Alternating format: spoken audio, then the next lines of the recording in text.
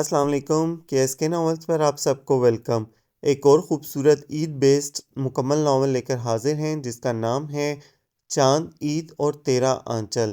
اس novel کے writer ہیں سائرہ یامین راؤ۔ چلیں ناول کی جانب بڑھتے ہیں۔ پھاٹک تک جانے والی سڑک خاصی طویل تھی اور اس راستے پر پکڑے جانے کا اندیشہ بھی زیادہ تھا۔ کوئی نہ کوئی ملازم یا ملازمہ آتے جاتے ہوئے اسے دیکھ سکتے تھے، اور پھر پھاٹک کے باہر پہرے دار بھی موجود تھا۔ دیواریں اس حویلی کی اس قدر اونچی اور سپاٹ بنی ہوئی تھیں کہ ان پر چڑھ کر دوسری طرف کودنا ناممکن تھا۔ سو بہت دن کی سوچ بچار اور پوری منصوبہ بندی سے اس نے پچھلی طرف والا راستہ فرار کے لیے چنا تھا۔ پچھواڑے والا باغ تھا، مختلف طرح کے پھلدار درخت لگے تھے، گھنے اور سایہ دار۔ اس باغ کے چاروں طرف لوہے کے تاروں سے جنگلہ بنایا گیا تھا تاکہ کوئی بھی شخص اندر آ کر پھل نہ توڑ سکے، مگر اس نے اتنے دن کی تحقیق اور بغور جائزے کے بعد ایک ایسی جگہ تلاش کر لی تھی جہاں سے باہر نکلا جا سکتا تھا۔ باڑ ایک جگہ سے خاصی کھلی ہوئی تھی، شاید کسی نے اندر داخل ہونے کے لیے لوہے کے تاروں کو ہٹایا تھا، اور ان میں اتنا گیپ ہو گیا تھا کہ ایک دبلا پتلا انسان ان میں سے آسانی سے نکل سکتا تھا، اور وہ اسی راہ سے نکلنے کا پکا پروگرام بنا چکی تھی۔ اس منحوس حویلی اور اس کے مالک سے فرار یوں تو ممکن نہ تھا۔ ہر طرح سے منت سماجت، گالیاں، کوسیں، دھمکیاں دے کر دیکھ لی تھیں، مگر وہ جو اسے اغوا کر کے لایا تھا اتنی آسانی سے واپس تو نہیں چھوڑے گا، اور اب اسے خود کچھ کرنا تھا۔ یہاں سے نکلنا تھا، ماما کے پاس پہنچنا تھا۔ صبح کے وقت جب سب آرام کر رہے تھے تو وہ بے حد خاموشی اور آہستگی سے باغ میں آ گئی۔ اسد ملک کے تو فرشتوں کو بھی علم نہیں ہو سکے گا، جب تک وہ سو کر اٹھے گا وہ یہاں سے دور نکل جائے گی۔ اس نے ہمیشہ اسد ملک کو 10-11 بجے ہی حویلی میں ناشتہ کرتے دیکھا تھا۔ اس نے لوہے کے تاروں کے درمیان بنے گیپ کو ہلا کر دیکھا، پھر کپڑے سمیٹ کر آرام سے سر جھکا کر گھٹنوں کے بل دوسری طرف نکل گئی۔ طمانینت اور خوشی کی ایک طویل سانس اس کے منہ سے نکلی۔ بڑا آیا حاکم، تم یہاں سے نکل نہیں سکو گی، میری اجازت کے بغیر چڑیا بھی پر نہیں مار سکتی یہاں، اب تم باہر جانے کا خواب بھول جاؤ۔ اس نے نقل اتاری، اس کا کلخت لہجہ اور آنی گرفت یاد آ گئی۔ اب دیکھنا اسد ملک، یاد کرو گے کس سے پالا پڑا تھا۔ اس نے حویلی پر ایک فاتحانہ نظر ڈالتے ہوئے اس کے مکین کو چیلنج کیا۔ اس طرف پگڈنڈی سی بنی ہوئی تھی، اطراف میں کھیت تھے اور گنے کی فصل اپنے جوبن پر تھی۔ وہ سیدھا بھاگتی چلی گئی، اگرچہ اس کے لیے یہ بہت سویرے کا وقت تھا، مگر گاؤں والوں کی صبح تو اذان کے ساتھ ہی شروع ہو جاتی ہے۔ اکا دکا کسان بیلوں پر، گدھوں پر بیٹھے ہوئے مشقت کرنے اپنے کھیتوں کی طرف جا رہے تھے۔ وہ چھپنے کی بھرپور کوشش کرتے ہوئے جب بھی کسی شخص کو آتا دیکھتی پگڈنڈی سے اتر کر کھیت میں چھپ جاتی، اور پھر کچھ دیر بعد دوبارہ سفر شروع ہو جاتا۔ اونچا نیچا ٹیڑھا میڑھا راستہ تھا، اس کے پاؤں میں موچ آ گئی تھی، مگر تکلیف کے باوجود سفر جاری تھا کہ یہ ساری تکلیفیں اس جاگ غسل اور اذیت ناک قید سے کم خوفناک تھیں جو اسد ملک نے ماما سے اسے جدا کر کے دی تھیں۔ اس نے اپنی رفتار مزید تیز کر دی تھی، اور پھر چلتے چلتے یکدم سامنے نظر پڑی تو مارے حیرت اور خوف کے سانس لینا ہی بھول گئی۔ آنکھیں پھٹنے کی حد تک کھلی تھیں۔ اسد ملک گھوڑے پر بیٹھا ہنس رہا تھا۔ ہا ہا ہا، بھاگ رہی ہو ہم سے بچ کر، ہم سوتے میں بھی آنکھیں کھلی رکھتے ہیں۔ ہرگز نہیں، میں جاؤں گی، میں ماما کے پاس جاؤں گی، وہ چیخی۔ آہستہ بولو، وہ ایک جست میں گھوڑے کی پیٹھ سے اتر کر اس کے پاس چلا آیا۔ کیوں آہستہ بولوں، میں چیخوں گی، چلاؤں گی، سب کو تمہارے کرتوت بتاؤں گی، میں نہیں جاؤں گی تمہارے ساتھ۔ وہ جیسے پاگل ہو گئی تھی۔ اسد ملک نے ایک منٹ سوچا، پھر گھوڑے کی لگام ہلکے سے کھینچ کر اسے قریب کیا، اور اگلا لمحہ بے حد حیرت انگیز تھا اس کے لیے۔ اس کے منہ سے چیخ نکل گئی۔ اسد نے اس کی کمر میں بازو ڈال کر اسے یوں گھوڑے کی پشت پر سوار کرایا تھا جیسے کسی ننھی بچی کو اٹھا کر بٹھا دیا جائے۔ پھر اس کی تمام تر کوشش، تڑپنا، چلانا سب بے سود رہا۔ حویلی میں پہنچ کر اسے اس کے کمرے میں لا کر ہی دم لیا۔ مجھے نہیں رہنا یہاں، میں جاؤں گی یہاں سے، مجھے نفرت ہے تم سے، تمہارے خاندان سے، اس حویلی سے، وہ پوری قوت سے چیخی۔ آہستہ بولو، یہ ہمارا گھر ہے، ہماری عورتیں اس طرح نہیں چلاتی ہیں، بدزبانی گستاخی کریں تو زبان کاٹ دی جاتی ہے ان کی۔ اس نے غرا کر کہا۔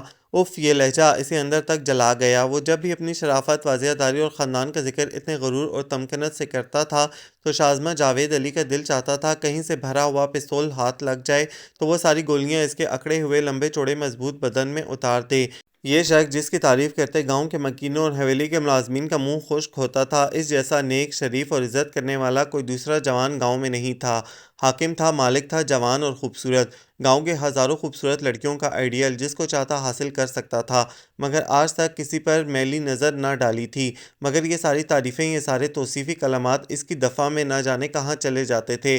انتہائی کرخت لہجہ، ہتک امیز گفتگو اس کو اغوا کر کے لایا تھا اور حویلی میں قید کر رکھا تھا۔ کسی کو اس سے ملنے کی اجازت نہ تھی سوائے انتہائی وفادار ملازموں کے۔ اس کی ماں اور بابا یہاں نہیں تھے اور ان کی غیر موجودگی میں وہ ناخدا بنا بیٹھا تھا۔ سنو مسٹر، مجھے تمہاری شرافت اور خاندانی وزاداری کی جوتی برابر پرواہ نہیں۔ مائی فٹ، عزت، شان و شوکت اور ہاں زبان تم ان جاہل، بے بس اور گوار عورتوں کی کاٹ سکتے ہو جو تمہاری رعایت میں ہیں۔ میں نہ تمہاری نوکر ہوں اور نہ کنیز۔ آئندہ مجھ سے اس لہجے میں بات نہ کرنا، ورنہ میں دھمکی الٹ بھی کر کے دکھا سکتی ہوں۔ وہ بھلا ادھار رکھنے کی قائل تھی، دو بدو ایسا جواب، زہریلا جلانے والا، اس کی مردانگی اور وقار کو چیلنج کرتا لہجہ۔ وہ کچھ لمحوں کو تو حیرانی اور غصے سے ساکت رہ گیا۔ وہ یہ سب کہہ کر باہر کی طرف جا رہی تھی۔ سنا نہیں تم نے، تم باہر نہیں جاؤ گی۔ شازمہ کو لگا اس کا بازو کسی فولادی شکنجے میں جکڑا گیا ہے۔ اذیت کی لہر پورے بدن میں سنسنا گئی تھی۔ بیٹھو یہاں، اسے بیڈ پر زوردار دھکے سے گرا کر وہ غرایا۔ وہ تیزی سے اٹھی، بس ایک لفظ نہیں بولنا ورنہ میں برداشت کی حد پار کر جاؤں گا۔ اور غور سے سن لو، یہ حلیہ اور لباس مجھے تمہارا نظر نہ آئے۔ حویلی کے باہر اور مردان خانے میں قدم رکھنے کی غلطی نہ کرنا۔ میں حکم عدولی اور گستاخی کرنے والوں کو معاف نہیں کرتا۔ انتہائی شفاف لہجے میں وارننگ تھی۔ پل بھر کو خوف کی شدت سے منجمد ہوتے دل کی معدوم دھڑکنیں بھی نہ سنبھال سکی۔ ہوش سنبھلے تو گڑبڑا کر بیڈ سے اتر آئی۔ مائی فٹ، جاہل، پینڈو، جنگلی گینڈا، لعنت ہو تم پر، تمہارے خاندان پر، تمہاری شرافت پر۔ میں گولی مار دوں گی، آگ لگا دوں گی اس حویلی کو، اس قید خانے کو۔ وہ چلا چلا کر جو بھی چیز ہاتھ لگی، شیشے کے نازک میٹل پیس، پیتل کے منقش بھاری گلدان، بیڈ شیٹ، کشن، تکیے پھینکنے لگی اور پھر تھک ہار کر بیڈ پر گر کر رونے لگی۔ بشیرہ، صبح ناشتے کی میز پر اسد نے بغور اطراف کی تنہائی اور ویرانی کا جائزہ لیتے ہوئے ناشتہ لگاتی بشیرہ کو پکارا۔ جی چھوٹے سرکار۔ شازمہ بی بی نہیں آئیں اپنے کمرے سے باہر؟ لہجہ نارمل تھا۔ نہیں سرکار، وہ تو کل شام سے ہی اپنے کمرے میں ہے، رات کھانا بھی نہیں کھایا۔ میں نے بہت دفعہ دروازہ بجایا، پوچھا تو مجھ کو ڈانٹ دیا، کہتی ہیں دفع ہو جاؤ، میں کسی کی شکل بھی دیکھنا نہیں چاہتی ہوں۔ اور حویلی کو، وہ کچھ کہتے کہتے رک گئی۔ اسد غصے سے اسے دیکھ رہا تھا۔ اس اور کے آگے کی داستان وہ بخوبی جانتا تھا اور ملازموں کے سامنے اس طرح کی گفتگو تو کھلا تعزیانہ تھی۔ میرے خدا، اس بدزبان، خودسر، گستاخ لڑکی کا کیا کروں؟ نہ اپنی عزت کا خیال ہے نہ دوسروں کی۔ یہ کیا مصیبت بابا جان نے سر مونڈ دی ہے۔ اس نے جھلا کر ٹھنڈے پانی کا گلاس ایک ہی سانس میں چڑھا لیا۔ اچھا جاؤ بی بی کو ناشتے کا پوچھ کر آؤ، میں جا رہا ہوں زمینوں پر، شام کو آؤں گا۔ منتظر بشیرہ کو پیغام دیتے ہی وہ اٹھ کھڑا ہوا اور باہر نکل گیا۔ بی بی جی۔ کافی دیر دستک کے بعد بھی جب کوئی جواب نہ ملا تو اس نے زور سے پکارا، بی بی میری سونی، بی بی میری دھی رانی، آپ بھوکی ہو؟ کل سے کچھ نہیں کھایا، خدا کے واسطے باہر نکل آؤ۔ اسد سرکار تو زمینوں پر چلے گئے ہیں، شام ویلے ہی آئیں گے۔ اس نے بطور خاص اسد کی روانگی کی اطلاع بند دروازے کے پار پہنچائی۔ یہ حربہ کارگر ہوا۔ شازمہ کی حالت دیکھ کر تو وہ چند لمحوں کو خود بھی گھبرا گئی۔ رو رو کر سوجی آنکھیں، بکھرے بال، شکن آلود لباس، نڈھال تھکی ہوئی، افسردہ، پنجرے میں بند پنچھی کی طرح بے بس۔ بی بی میری سونی، بی بی اللہ کا واسطہ کیوں اپنی پھول سی صورت کے پیچھے پڑی ہو؟ غم نہ کیا کرو، آؤ میری سونی بی بی، کچھ کھا لو، سرسوں کا پھول لگ رہی ہو۔ اس وقت تنکے کا سہارا بھی کافی تھا۔ بشیرہ کی ہمدردی اور پیار نے آنکھیں بھگو دی تھیں۔ خاموشی سے ٹیبل پر بیٹھ گئی۔ سنو بشیرہ، یہاں سے ٹیلی فون نہیں ہو سکتا باہر، میرا مطلب ہے یہاں گاؤں میں کسی کے ہاں فون نہیں ہے۔ لو جی، یہاں فون کہاں، چھوٹے سرکار کے پاس ڈلی والا فون ہے، وہ ہر ویلے ساتھ رکھتے ہیں۔ اتنا تو وہ بھی جانتی تھی کہ اسد ملک موبائل فون ساتھ رکھتا ہے۔ رات کو اس نے بہت سے طریقے سوچے تھے۔ ایک دفعہ ماما سے بات ہو جائے تو وہ یقیناً اسے اس قید خانے اور ظالم لوگوں سے چھڑوا کر لے جائیں گی۔ فون سب سے مؤثر اور بہترین ذریعہ تھا، مگر وہ جانتی تھی اسد اسے کبھی بھی اپنا موبائل نہیں دے گا کہ کہیں وہ ماما سے بات نہ کر لے۔ دوسرا طریقہ خط تھا، اگرچہ کچھ وقت لگتا مگر امید تو تھی نا۔ مگر یہاں بھی ایک مسئلہ تھا، خط پوسٹ کروانے کے لیے کسی قابل اور اعتبار والے بندے کی ضرورت تھی۔ اس نے خود کو سنبھالا، بشیرہ سے فوری کہنا خطرناک تھا۔ خاندانی لوگوں کے جدی پشتی ملازم بہت وفادار اور نمک حلال ہوتے ہیں، اتنی جلدی تو انہیں مالکوں کے خلاف نہیں کیا جا سکتا۔ थोड़ा वक्त लगेगा, पैसा और प्यार और मोहब्बत से काम निकल जाएगा। इसने दिल में सोचा, ज़रूरत के वक्त तो गधे को भी बाप बनाना पड़ता है। बशीरा बर्तन समेटते हुए इसके इतनी जल्दी मूड बदलने पर हैरान थी। बड़े लोगों दी बड़ी बातें, रब जाने इसने नाश्ता कर लिया था, यही काफ़ी था। छोटे सरकार के गुस्से से सभी डरते थे। इसकी हुक्म अदूली करने की हिम्मत किसी में ना थी। इस अथरी घोड़ी की तरह अड़ी करने वाली लड़की को असद किस तरह बर्दाश्त करता था, बशीरा के लिए खासा हैरान कुन था। तुम्हारी माँ जी कब आएंगी असद पुत्र? अब तो दूसरा महीना भी ख़त्म हो रहा है। बस मासी, अगले महीने रमज़ान है, रमज़ान से पहले ही आ जाएंगी। ताया जी तो आने नहीं देते कि रोज़े इनके पास रखें, मगर आपको पता है कि माँ जी रमज़ान हमेशा यहाँ ही गुजारती हैं। हाँ पुत्र, रमज़ान तो अपने ही घर गुजारने का मज़ा है। रोज़ाना 15-20 बंदे हवेली में रोज़ा अफ्तार करते हैं। भला शहर में ऐसी रौनक और सवाब कहाँ हासिल होता है। मासी की बात पर असद मुस्कुराने लगा। माँ जी और इनकी ये मुंह बोली बहन दोनों ही अपनी कदीम हवेली और गांव को छोड़ने पर तैयार न थीं। असद ने कई बार माँ जी को शहर वाली कोठी में मुंतकिल होने को कहा था, मगर इन्हें गांव की ज़िंदगी पसंद थी, गांव के लोग पसंद थे, और यहाँ इनकी बहन भी थी। इसके खालाजाद बहन भाई शहरों में आला तालीम हासिल कर रहे थे। खुद इसने हॉस्टल में रहकर पढ़ा था।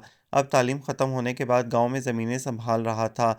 ज़मीन जायदाद के मामले बेहद उलझे हुए थे और हज़ारों एकड़ ज़मीन का हिसाब किताब इस अकेले के ज़िम्मे था। माँ जी भी इसके सर सब डालकर पुरसुकून हो गई थीं।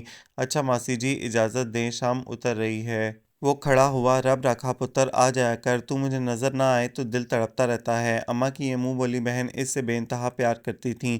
वो भी तकरीबन हर रोज़ दूसरा गांव होने के बावजूद इनसे मिलने आता था, मगर अब शाज़मा की वजह से वो शाम को जल्दी घर चला जाता था। चल असद, मैं तुझे छोड़ आता हूँ। हसन, इसका खालाजाद, इसके साथ ही बाहर निकल आया। दोनों दोस्त थे और हसन को शाज़मा के मुतालिक भी इसने बता रखा था। यार, मैं इस लड़की की वजह से बहुत परेशान हूँ, असद ने कहा तो वो बगौर इसे घूरने लगा। ओहो, यानी असद साहब किसी लड़की की वजह से परेशान हैं। ये परेशानी किस नौयत की है और कहाँ तक पहुँची है? इसके मायनेखेज़ अंदाज पर असद ने बुरी तरह घूरा। बको मत, मैं माँ जी की वजह से परेशान हूँ, वो अगले महीने आ रही हैं और ये लड़की, इसके सुधरने के कोई इम्कानात नज़र नहीं आते। बाबा जान अलग मुझसे शदीद नाराज़ हैं। यार, तुम भी तो हिटलर बने हुए हो, इस बेचारी पर हलाकू खान जैसे मुजालिम ढाने की क्या ज़रूरत है? प्यार मोहब्बत से भी कोई काम कर लिया करो, मोहब्बत तो बड़े बड़ों को सुधार देती है। हसन ने मुस्कुराते हुए कहा, वो प्यार की ज़ुबान नहीं समझती, ऐसी होती तो अपने सगे बाप को इसकी मोहब्बत को बेदर्दी से न ठुकरा देती। फिर भी हाथ हौला रखो, सख्ती से चीज़ें टूट भी जाया करती हैं। और जो चचा जान को पता चल गया कि इनकी लाडली इकलौती बेटी के साथ तुम ये सलूक कर रहे हो, तो वो, हसन ने डराना चाहा, वो कुछ नहीं कहेंगे, इन्हें मुझ पर एतमाद है, तभी तो अपनी बेटी मेरे हवाले करते हुए कोई नसीहत की न वादा लिया। तुम जानते हो मुझे उन्होंने अपने बेटे की तरह पाला है, बेइंतहा प्यार करते हैं वो मुझसे, और मैं इनके प्यार और एतबार में कभी दरार पड़ने नहीं दूंगा। खुदा करे तुम्हारा मान सलामत रहे। हसन ने दुआ दी तो वो मुस्कुरा दिया। अच्छा यार, इजाज़त। असद ने हवेली की तरफ गाड़ी मोड़ ली। बशीरा, ये शॉपर बीबी को दे आओ। कहाँ है वो? इसने ढेर सारे शॉपर मेज़ पर रख कर बशीरा को बुलाया। छोटे साहब, वो तो पिछवाड़े वाले बाग में बहुत देर से बैठी हुई हैं। अच्छा, तो फिर ये लिफाफे उठाकर इनके कमरे में रख आओ। वो इससे कहकर बाहर आ गया। तने से टेक लगाए, दोनों बाजू घुटने के गिर्द लपेटे, चेहरा ऊपर उठाए, वह खला में न जाने क्या तलाश कर रही थी। खूबसूरत स्याह बाल बिखरे हुए थे, ढीली सी शर्ट और जीन्स में वो राह भटकी कोई रूह लग रही थी। इसने बगौर इसे देखा, वो इस माहौल और इस रवायत से कतई मुख्तलिफ लग रही थी। असद के बार बार कहने के बावजूद वो शलवार कमीज़ नहीं पहनती थी, दुपट्टा नहीं लेती थी, और गांव भर में इसके हुलिये की वजह से अंग्रेज़नी आई है कि धूम मची थी। शाज़मा, इसका लहजा खुद ब खुद ही धीमा और भारी हो गया था। इसने चौंक कर इसे देखा। यहाँ क्यों बैठी हो? चलो अंदर, अंधेरा बढ़ रहा है। इसका लहजा बहुत नरम था, मगर वो कतई लापरवाह अंदाज में दूसरी तरफ देख रही थी, जैसे सुना और देखा ही ना हो। वो चंद लम्हे होंठ बीचे इसकी बेतनाई को जांचता रहा, फिर गहरी सांस लेकर वापस पलट गया। शाज़मा ने नफरत से इसकी पुश्त को घूरा। बड़ा आया मेरा हमदर्द, यहाँ कैद करके हमदर्दी जता रहा है। इतनी रात गए, यहाँ दरख्तों के दरमियान बैठना खासा दुश्वार गुजार और दिल गुर्दे का काम था। घास में रात को कीड़े मकोड़े होते थे, जो खासे जहरीले भी होते हैं, مگر اسد کی ضد میں اور اسے جھٹلانے کی خاطر خاصی دیر تک خوفزدہ اور سہمی ہوئی بیٹھی رہی۔ نیم تاریکی میں ذرا ذرا سی آہٹ پر ہرنی کی طرح چونک پڑتی، اور جب بڑھتی ہوئی خنکی سے جسم سرد ہونے لگا تو وہ اندر چلی آئی۔ اسد نے اس کے کمرے کا دروازہ زوردار آواز میں بند ہونے کی آواز سنی تو اطمینان کا گہرا سانس لیا۔ اس قدر ضدی ہٹ درم لڑکی اس کی ہر بات کا الٹ کرتی تھی، وہ بھی تو اسے اس کے مرضی کے خلاف یہاں لایا تھا، اور زور زبردستی کے معاملوں میں جذبات و احساسات کو کون مد نظر رکھتا ہے۔ اس نے یہ سب کچھ اپنے چچا کے لیے کیا تھا جنہیں وہ بابا جان کہتا تھا، مگر یہ نہ سمجھ سکا کہ جو اپنے باپ کو معاف کرنے پر تیار نہیں، وہ اس کی اس زیادتی کو کیسے معاف کر سکتی تھی۔ وہ ایک چیلنج تھی، امتحان تھی اس کے لیے۔ اتنے سالوں اپنے عزیز جان چچا کو اس کے لیے تڑپتے بے قرار زندگی گزارتے دیکھا تھا، اس کا حصول آسان نہیں تھا۔ یہ تو خدا کو ایک باپ کی دعاؤں اور التجاؤں پر رحم آ گیا تھا جو ایسے حالات بنتے گئے کہ وہ آج حویلی میں موجود تھی۔ یار ہاتھ ہولا رکھو، سختی سے چیزیں ٹوٹ بھی جاتی ہیں۔ حسن کی بات یاد آئی تو اٹھ بیٹھا۔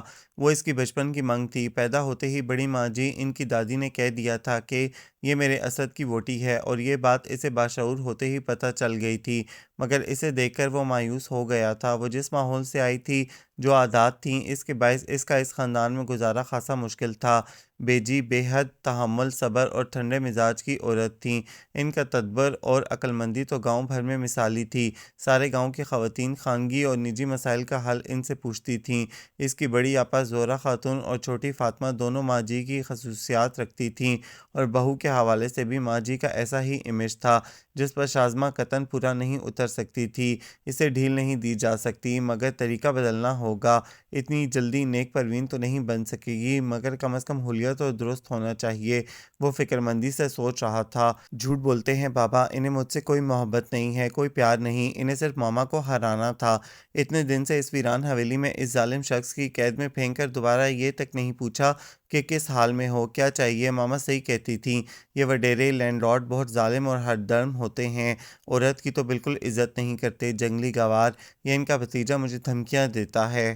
میں یہاں سے ایک بار نکل جاؤں، اس کو تو ایسا ٹھیک کر جاؤں گی کہ عمر بھر یاد رکھے گا کہ کس سے پالا پڑا تھا۔ غصے سے کھولتے ہوئے وہ مسلسل ٹہل ٹہل کر سوچے جا رہی تھی۔ اسد ملک کا موبائل اگر مل جائے تو میں یقیناً ماما کو فون کر سکوں گی، مگر اس کا موبائل تو ہمیشہ اس کے پاس رہتا تھا، ناممکن۔ اس نے بے بسی سے سر پٹکا، پھر سے ٹہلنے لگی۔ ہاں یہ ہوئی نا بات۔ یکدم وہ کچھ سوچ کر خوشی سے دمک اٹھی، ہواؤں میں مکہ لہرا کر اپنی شاندار ترکیب پر خود کو داد دی، اور پھر رات تک کا تمام وقت اس نے سوچ سوچ کر اور خود کو مضبوط بنانے میں صرف کیا۔ اسد کا کمرہ دوسری راہداری میں تھا۔ ایک بار وہ یہاں آئی بھی تھی، مگر دن کی روشنی میں۔ اب رات کے 11 بجے جب ساری حویلی اندھیرے کی سیاہ چادر میں لپٹی تھی، چاروں طرف ہو کا عالم تھا، سب سو گئے تھے۔ اسد کے کمرے کے سامنے کھڑے اس کی ٹانگیں حقیقتاً کپ کپا گئی تھیں۔ ماتھے پر اتنی سردی کے باوجود پسینہ پھوٹ نکلا تھا، خشک ہونٹوں پر زبان پھیری حلق تک سوکھا تھا۔ بے حد آہستگی سے دروازہ دھکیلا۔ یہ بات وہ معلوم کر چکی تھی کہ اسد رات کو کمرے کا دروازہ لاک نہیں کرتا ہے۔ کمرے میں دبے قدموں داخل ہوئی، ہلکا سا دودھیا اجالا پھیلا ہوا تھا۔ ڈبل بیڈ کے دائیں طرف وہ کروٹ کے بل سو رہا تھا، کمبل گردن تک تانے ہوئے تھا۔ اس نے کچھ دیر انتظار کیا اور صورتحال کا جائزہ لیتی رہی۔ سائڈ ٹیبل پر موبائل فون رکھا تھا، آہستگی سے فون اٹھا کر پلٹی اور دبے پاؤں اس کے پاس سے ہو کر جانے لگی تھی کہ اچانک اس کا بازو ایک مضبوط گرفت میں آ گیا۔ خوف سے وہ چیخ پڑی، ایک جھٹکا سا لگا اور اس کا سر بیڈ پہ لیٹے اسد کے کشادہ سینے سے جا ٹکرایا۔ موبائل ہاتھ سے چھوٹ کر قالین پر گر گیا تھا۔ محترمہ، ہم سوتے میں بھی آنکھیں کھلی رکھتے ہیں، اور تم اسد کے کمرے سے چوری کر کے نکل رہی تھیں۔ اسد ملک کو اتنا بے خبر سمجھ رکھا ہے، جو کمرے کا لاک نہیں لگاتا وہ کھلے دروازے سے اندر آنے والوں کو پکڑ بھی سکتا ہے۔ چھوڑو مجھے۔ درد اور غصے سے وہ چیخ اٹھی۔ کیوں آئی تھی تم اس وقت یہاں؟ اس کے شکی اور طنزیہ لہجہ اسے بھڑکا گیا۔ میں تمہارا موبائل لینے آئی تھی۔ موبائل؟ کیوں؟ حیرت سے اس نے پوچھا۔ تاکہ اپنی ماما کو فون کر کے ان کو بتا سکوں کہ میں یہاں کتنی اذیت میں ہوں۔ قید کیا ہوا ہے تم نے مجھے۔ بھول جاؤ اپنی واپسی، تمہیں یہاں ہی رہنا ہے عمر بھر۔ ہرگز نہیں، مجھے نفرت ہے تم سے، اس حویلی سے۔ میرا بس چلے تو میں ایک منٹ یہاں نہ رہوں۔ چھوڑو مجھے ظالم وحشی۔ وہ اپنی جون میں پلٹ آئی تھی، چیختے ہوئے اپنا ہاتھ چھڑا کر بھاگی اور اپنے کمرے میں آ کر بیڈ پر گر کر بے تحاشا رونے لگی۔ ماما، ماما، میں کیسے یہاں سے نکلوں؟ کیا کروں؟ روتے ہوئے غصے سے اس کا دل چاہ رہا تھا کہ اسد ملک کو ابھی جا کر گولی مار دے۔ شدت سے نفرت محسوس ہو رہی تھی اس سے۔ हर बार नाकाम, हर तरकीब उलट हो रही थी। इस दिन हवेली से वो चुपके से निकलकर भागना चाहती थी इसकी गैर मौजूदगी में, मगर गेट के सामने बड़े बड़े खौफनाक कुत्तों को देखकर रूह फना हो गई, जो इसे देखते ही बुरी तरह भौंकने लगे थे। और गन बर्दाश्त चौकीदार इसी वक्त वहां आ गया था। बीबी, आप यहाँ से अंदर जाएं, आप बाहर नहीं जा सकती हैं, छोड़े, सरकार का हुक्म है।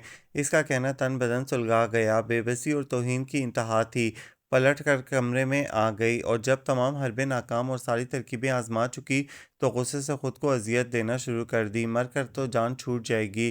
कई दिनों से कमरे में बंद थी, खाना पीना भी छोड़ रखा था। बीबी, ये आपके कपड़े हैं, देख लो और इनमें से कोई अच्छा सा सूट पहन लो। बशीरा ने पलंग पर अच्छा खासा ढेर कपड़ों का रखकर इससे कहा। क्यों क्यों पहनूं? इसकी तेवरी शिकन आलूद हो गई। वो जी, छोटे सरकार का हुक्म है कि। छोटे सरकार? माय फुट, वो कौन होता है मुझे हुक्म देने वाला? ले जाओ ये सब कपड़े यहाँ से, वरना मैं इन्हें बाहर फेंक दूंगी या आग लगा दूंगी। इसने बशीरा की बात काट कर चिल्लाते हुए गुस्से से हुक्म दिया। हौसला करो बीबी, ठंडा दिल रखो, मैं नौकर हूँ, मुलाजमा हूँ आपकी। छोटा मुंह, बड़ी बात हो जाएगी, पर मुझे आपकी इस सोनी सूरत पर बहुत तरस आता है। मैं आपके फ़ायदे को एक गल कहूँ, बुरा तो ना मानोगी? इसने उलझ कर इसे देखा। क्या बोलो? वो बीबी, सियाने कहते हैं अपने मतलब को गधे को भी बाप बनाना पड़ता है। आप थोड़ा अक्ल से काम लो, अपने आप को बदलो। छोटे मलिक जी का कहना मान कर देखें, अपना फ़ायदा ही होगा। फ़ायदा? कैसा फ़ायदा? देखें ना, जो वो कहते हैं आप करती जाएं। जब इन्हें यकीन हो जाएगा कि आप बिल्कुल बदल गई हैं, इनके यहाँ खुश हैं, तो वो सख्ती नहीं करेंगे। आपको बाहर जाने की इजाज़त भी मिल जाएगी और इस तरह आप अपनी अम्मी से भी मिल सकती हो, रब्ता भी हो सकता है। शाज़मा ने चौंक कर हैरत से इससे देखा। वो कितनी अक्ल की बात कर रही थी। तो क्या मैं इस पर एतबार कर लूँ? इसने सोचा। हाँ, करना ही होगा, किसी न किसी पर तो करना ही होगा। और ये तो पुरानी मुलाजमा है, सब समझती है, इसके ज़रिए यकीनन मुझे यहाँ से निजात मिल सकती है। अगर इसे ख़त लिख कर दूँ तो ये पोस्ट कर देगी, मगर नहीं, अभी इतनी जल्दी नहीं, कुछ और आजमाती हूँ। वो खुद से उलझती रही और जब बशीरा मैरून और ब्लैक कंट्रास्ट का खूबसूरत कढ़ाई वाला सूट इसके लिए लाई तो इसने मुंह बनाकर इससे देखा। माशाल्लाह, ये जोड़ा आप पर बड़ा जचेगा बीबी, आप गोरी चिट्टी हो, काला रंग तो चमकेगा आप पर। अच्छा जाओ, अब मैं पहन लूंगी। इसने कपड़ों को उलट पुलट कर देखा। एक से बढ़कर एक खूबसूरत और दीदा ज़ेब डिज़ाइनों वाले मलबूसात थे। तो क्या मैं अब इस जिंगली की पसंद के मुताबिक ज़िंदगी गुजारूंगी? इसकी आंखों में आंसू आ गए। ये वालिदैन भी कितने जालिम होते हैं, अपनी ज़ाती जंग और अना की लड़ाई में बच्चों को इन्वॉल्व करके इनको बतौर सीढ़ी इस्तेमाल करते हैं। मामा और बाबा की कहानी कोई नई कहानी नहीं थी, सदियों पुरानी मोहब्बत की दास्तान थी। पापा पढ़ लिख कर सर्विस में आ गए थे। मामा से एक पार्टी में मुलाकात हुई। मामा की खुदेतमादी और हुस्न दोनों ने बुरी तरह मुतासिर किया। फ़ौरन इन्हें प्रपोज कर डाला। भला इन्हें क्या एतराज़ था? पढ़े लिखे, लाखों की जायदाद के इकलौते वारिस। इनका ख्याल था कि वो शहर की मॉडर्न और फैशनेबल खातून है तो जावेद मलिक यकीनन इनसे दब कर रहेंगे। मगर वो ये भूल गईं कि पढ़ने लिखने के बावजूद वो अंदर से रिवायती और अपनी ज़मीन और घर से मोहब्बत करने वाला फ़र्द है। शादी के बाद इन्होंने बेगम को अपनी मर्जी और अपने रिवाजों के मुताबिक चलाना चाहा, जबकि वो किसी की जेर दस्त रहने पर कतई तैयार न थी। अव्वल रोज़ की लड़ाई 2 साल तक शिद्दत इख्तियार कर गई। इन्हीं झगड़ों में वो पैदा हुई। बाबा समझे बेटी की वजह से अब वो ज़िद छोड़कर इनके साथ गांव में रहेंगी, इनकी मर्जी से ज़िंदगी गुजारेंगी। मगर बेटी पाकर शैला और बहादुर हो गई। वो बेटी के ज़रिए इन्हें ब्लैकमेल करना चाहती थी, मगर जावेद मलिक जब इस तरह भी काबू न आए तो इंतकामन तलाक का मुतालबा कर दिया। शाज़मा सिर्फ 6 माह की थी और वो शैला को तलाक देना नहीं चाहते थे, मगर शैला ने हर मुमकिन कोशिश की। कोर्ट से खुला के बाद वो फ़ौरन अपने बड़े भाई के पास इंग्लैंड चली गईं और 20 साल तक जावेद मलिक ने इसके हसूल की जंग लड़ी थी। पाकिस्तान वापसी पर शैला बेगम ने शाज़मा को बेहद छुपा कर रखा था, मगर जावेद मलिक इनकी एक एक हरकत पर नज़र रखे हुए थे। वो सेक्रेटरी थे कैबिनेट में, खासा असर व रसूख था। अपनी बच्ची को हासिल करना ज़िंदगी का मिशन बना रखा था। वो इससे मिलना चाहते थे, मगर जब कोर्ट के ज़रिए बमुश्किल इससे मुलाकात हुई तो इसने नहायत बेरुखी और अजनबियत से कह दिया, आप बेशक मेरे बाप हैं, मगर मुझे आपसे कोई मोहब्बत नहीं। मैं आपके पास नहीं रहना चाहती। मैं मामा के पास रही हूँ, इन्हीं के साथ रहूँगी। सर्द अजनबी कठोर लहजा जावेद मलिक को लम्हों में रेजा रेजा कर गया। उम्र भर की तड़प, इससे मिलने, गले लगाने की आरज़ू, इसे पाने का जुनून, सब तहबाला हो गया था। वो इसके हसूल में दिन रात एक किए हुए थे और वो 20 साल इंग्लैंड में गुजार कर बिल्कुल इसी मुआशरे का एक हिस्सा बन गई थी। जावेद मलिक ने उम्मीद का दामन हाथ से नहीं छोड़ा। वो समझते थे शैला ने इनकी नफ़रत कूट कूट कर इसमें भर दी है।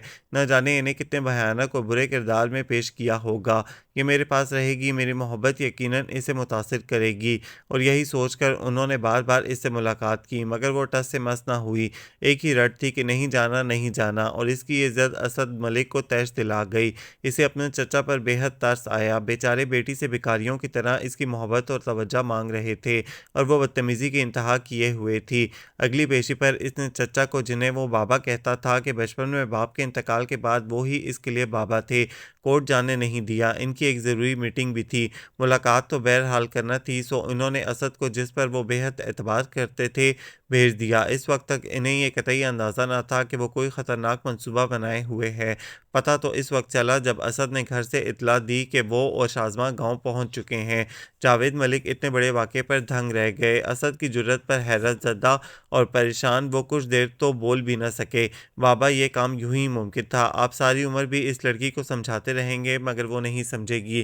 شیلا آنٹی کا توڑ کرنے کے لیے ضروری تھا کہ یہ آپ کے پاس رہے۔ میں اسے لے آیا ہوں زبردستی، آپ کی اجازت کے بغیر، کیونکہ مجھے پتا تھا آپ کبھی اجازت نہیں دیں گے، مگر اب مجھ پر اعتبار کریں۔ اوہو اسد، یہ تم نے کیا کر دیا؟ میرے لیے بہت بڑی مشکل کھڑی کر دی تم نے۔ شیلا تو زمین و آسمان ایک کر دے گی۔ اور یہ سب بالکل اچھا نہیں کیا تم نے۔ خفگی سے وہ بول بھی نہ سکے۔ سوری بابا، میں آپ کو دکھی اور پریشان نہیں دیکھ سکتا۔ ہاں، اب تو تم نے مجھے بہت آرام پہنچایا ہے۔ میں جس پوسٹ پر ہوں تم سوچ بھی نہیں سکتے ہو میرے لیے کتنا بڑا عذاب بن جائے گا۔ تم اسے فوراً واپس چھوڑ آؤ، ابھی بھی زیادہ وقت گزر گیا بابا، اب واپسی کی بات چھوڑیں، آپ پر آنچ نہیں آئے گی، آپ بالکل پریشان نہ ہوں، بس خاموشی سے جاب کریں، یہاں میں سب سنبھال لوں گا، ان کے فرشتوں کو بھی خبر نہیں ہوگی۔ کیا بچوں جیسی باتیں کرتے ہو؟ یہ کوئی مذاق ہے؟ میری پوزیشن کو سمجھ نہیں رہے ہو؟ تم نے بہت برا کیا۔ وہ سخت غصے میں تھے۔ جو ہونا تھا ہو چکا، میں پیچھے ہٹنے والوں میں سے نہیں ہوں، آپ جانتے ہیں، آپ فکر نہ کریں۔ اس نے کہتے ہی فون بند کر دیا اور جاوید ملک ہیلو ہیلو کرتے ہی رہ گئے۔ شیلا بیگم اتنی آسانی سے ہار ماننے والی نہ تھیں۔ انہوں نے زمین آسمان ایک کر دیا۔ سب سے پہلا شک ان پر ہی کیا گیا اور انہیں ان کے اونچے عہدے کی وجہ سے اگرچہ روایتی تفتیش کا سامنا تو نہیں کرنا پڑا، لیکن دوسرے تمام شواہد ان کے حق میں تھے۔ اغوا والے روز وہ گورنمنٹ کی اہم میٹنگ میں موجود تھے، متواتر ڈیوٹی پر موجود تھے، شہر سے باہر بھی نہیں گئے، نہ کسی سے ملے۔ اس کے باوجود شیلا کو یقین تھا کہ وہی شازمہ کی گمشدگی کے ذمہ دار ہیں۔ تم مجھ سے اسے چھین نہیں سکتے ہو جاوید علی، وہ میری بیٹی ہے، میں نے 20 سال تک اسے پالا ہے۔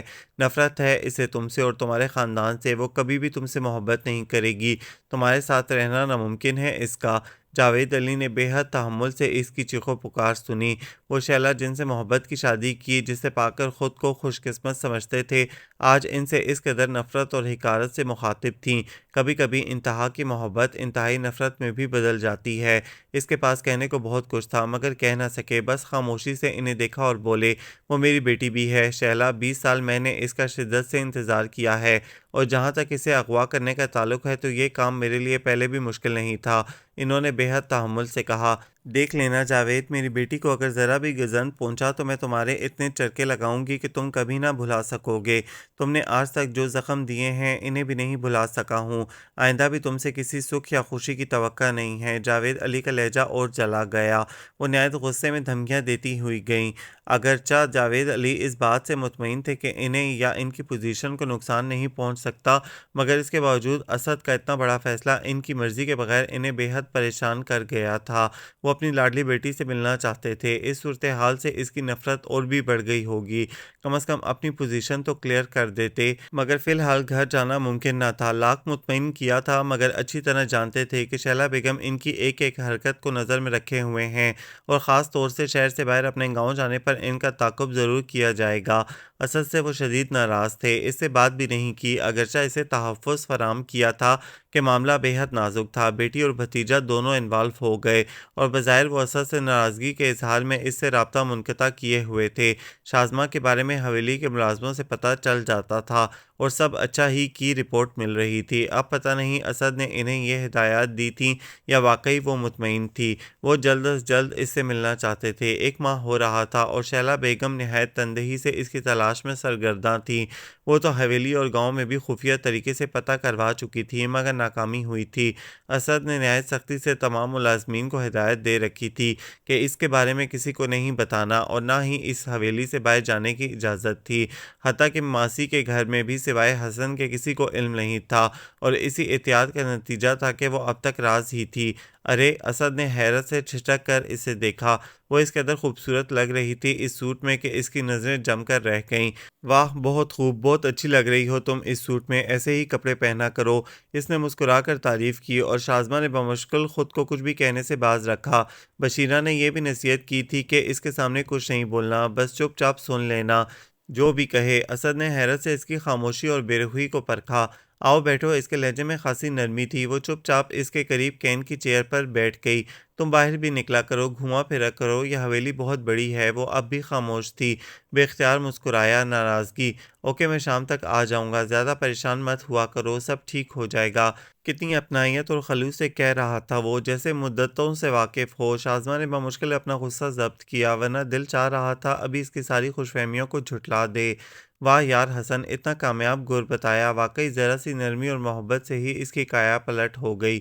اس کا مطلب ہے آئندہ اور اچھے حالات کی امید ہے۔ اسد اپنی کامیابی پر خوش تھا، جبکہ دوسری طرف وہ سوچ رہی تھی کہ بشیرہ کی بات کم از کم اس حد تک تو ٹھیک ہے کہ خاموشی سے اگلے بندے کو مات دو۔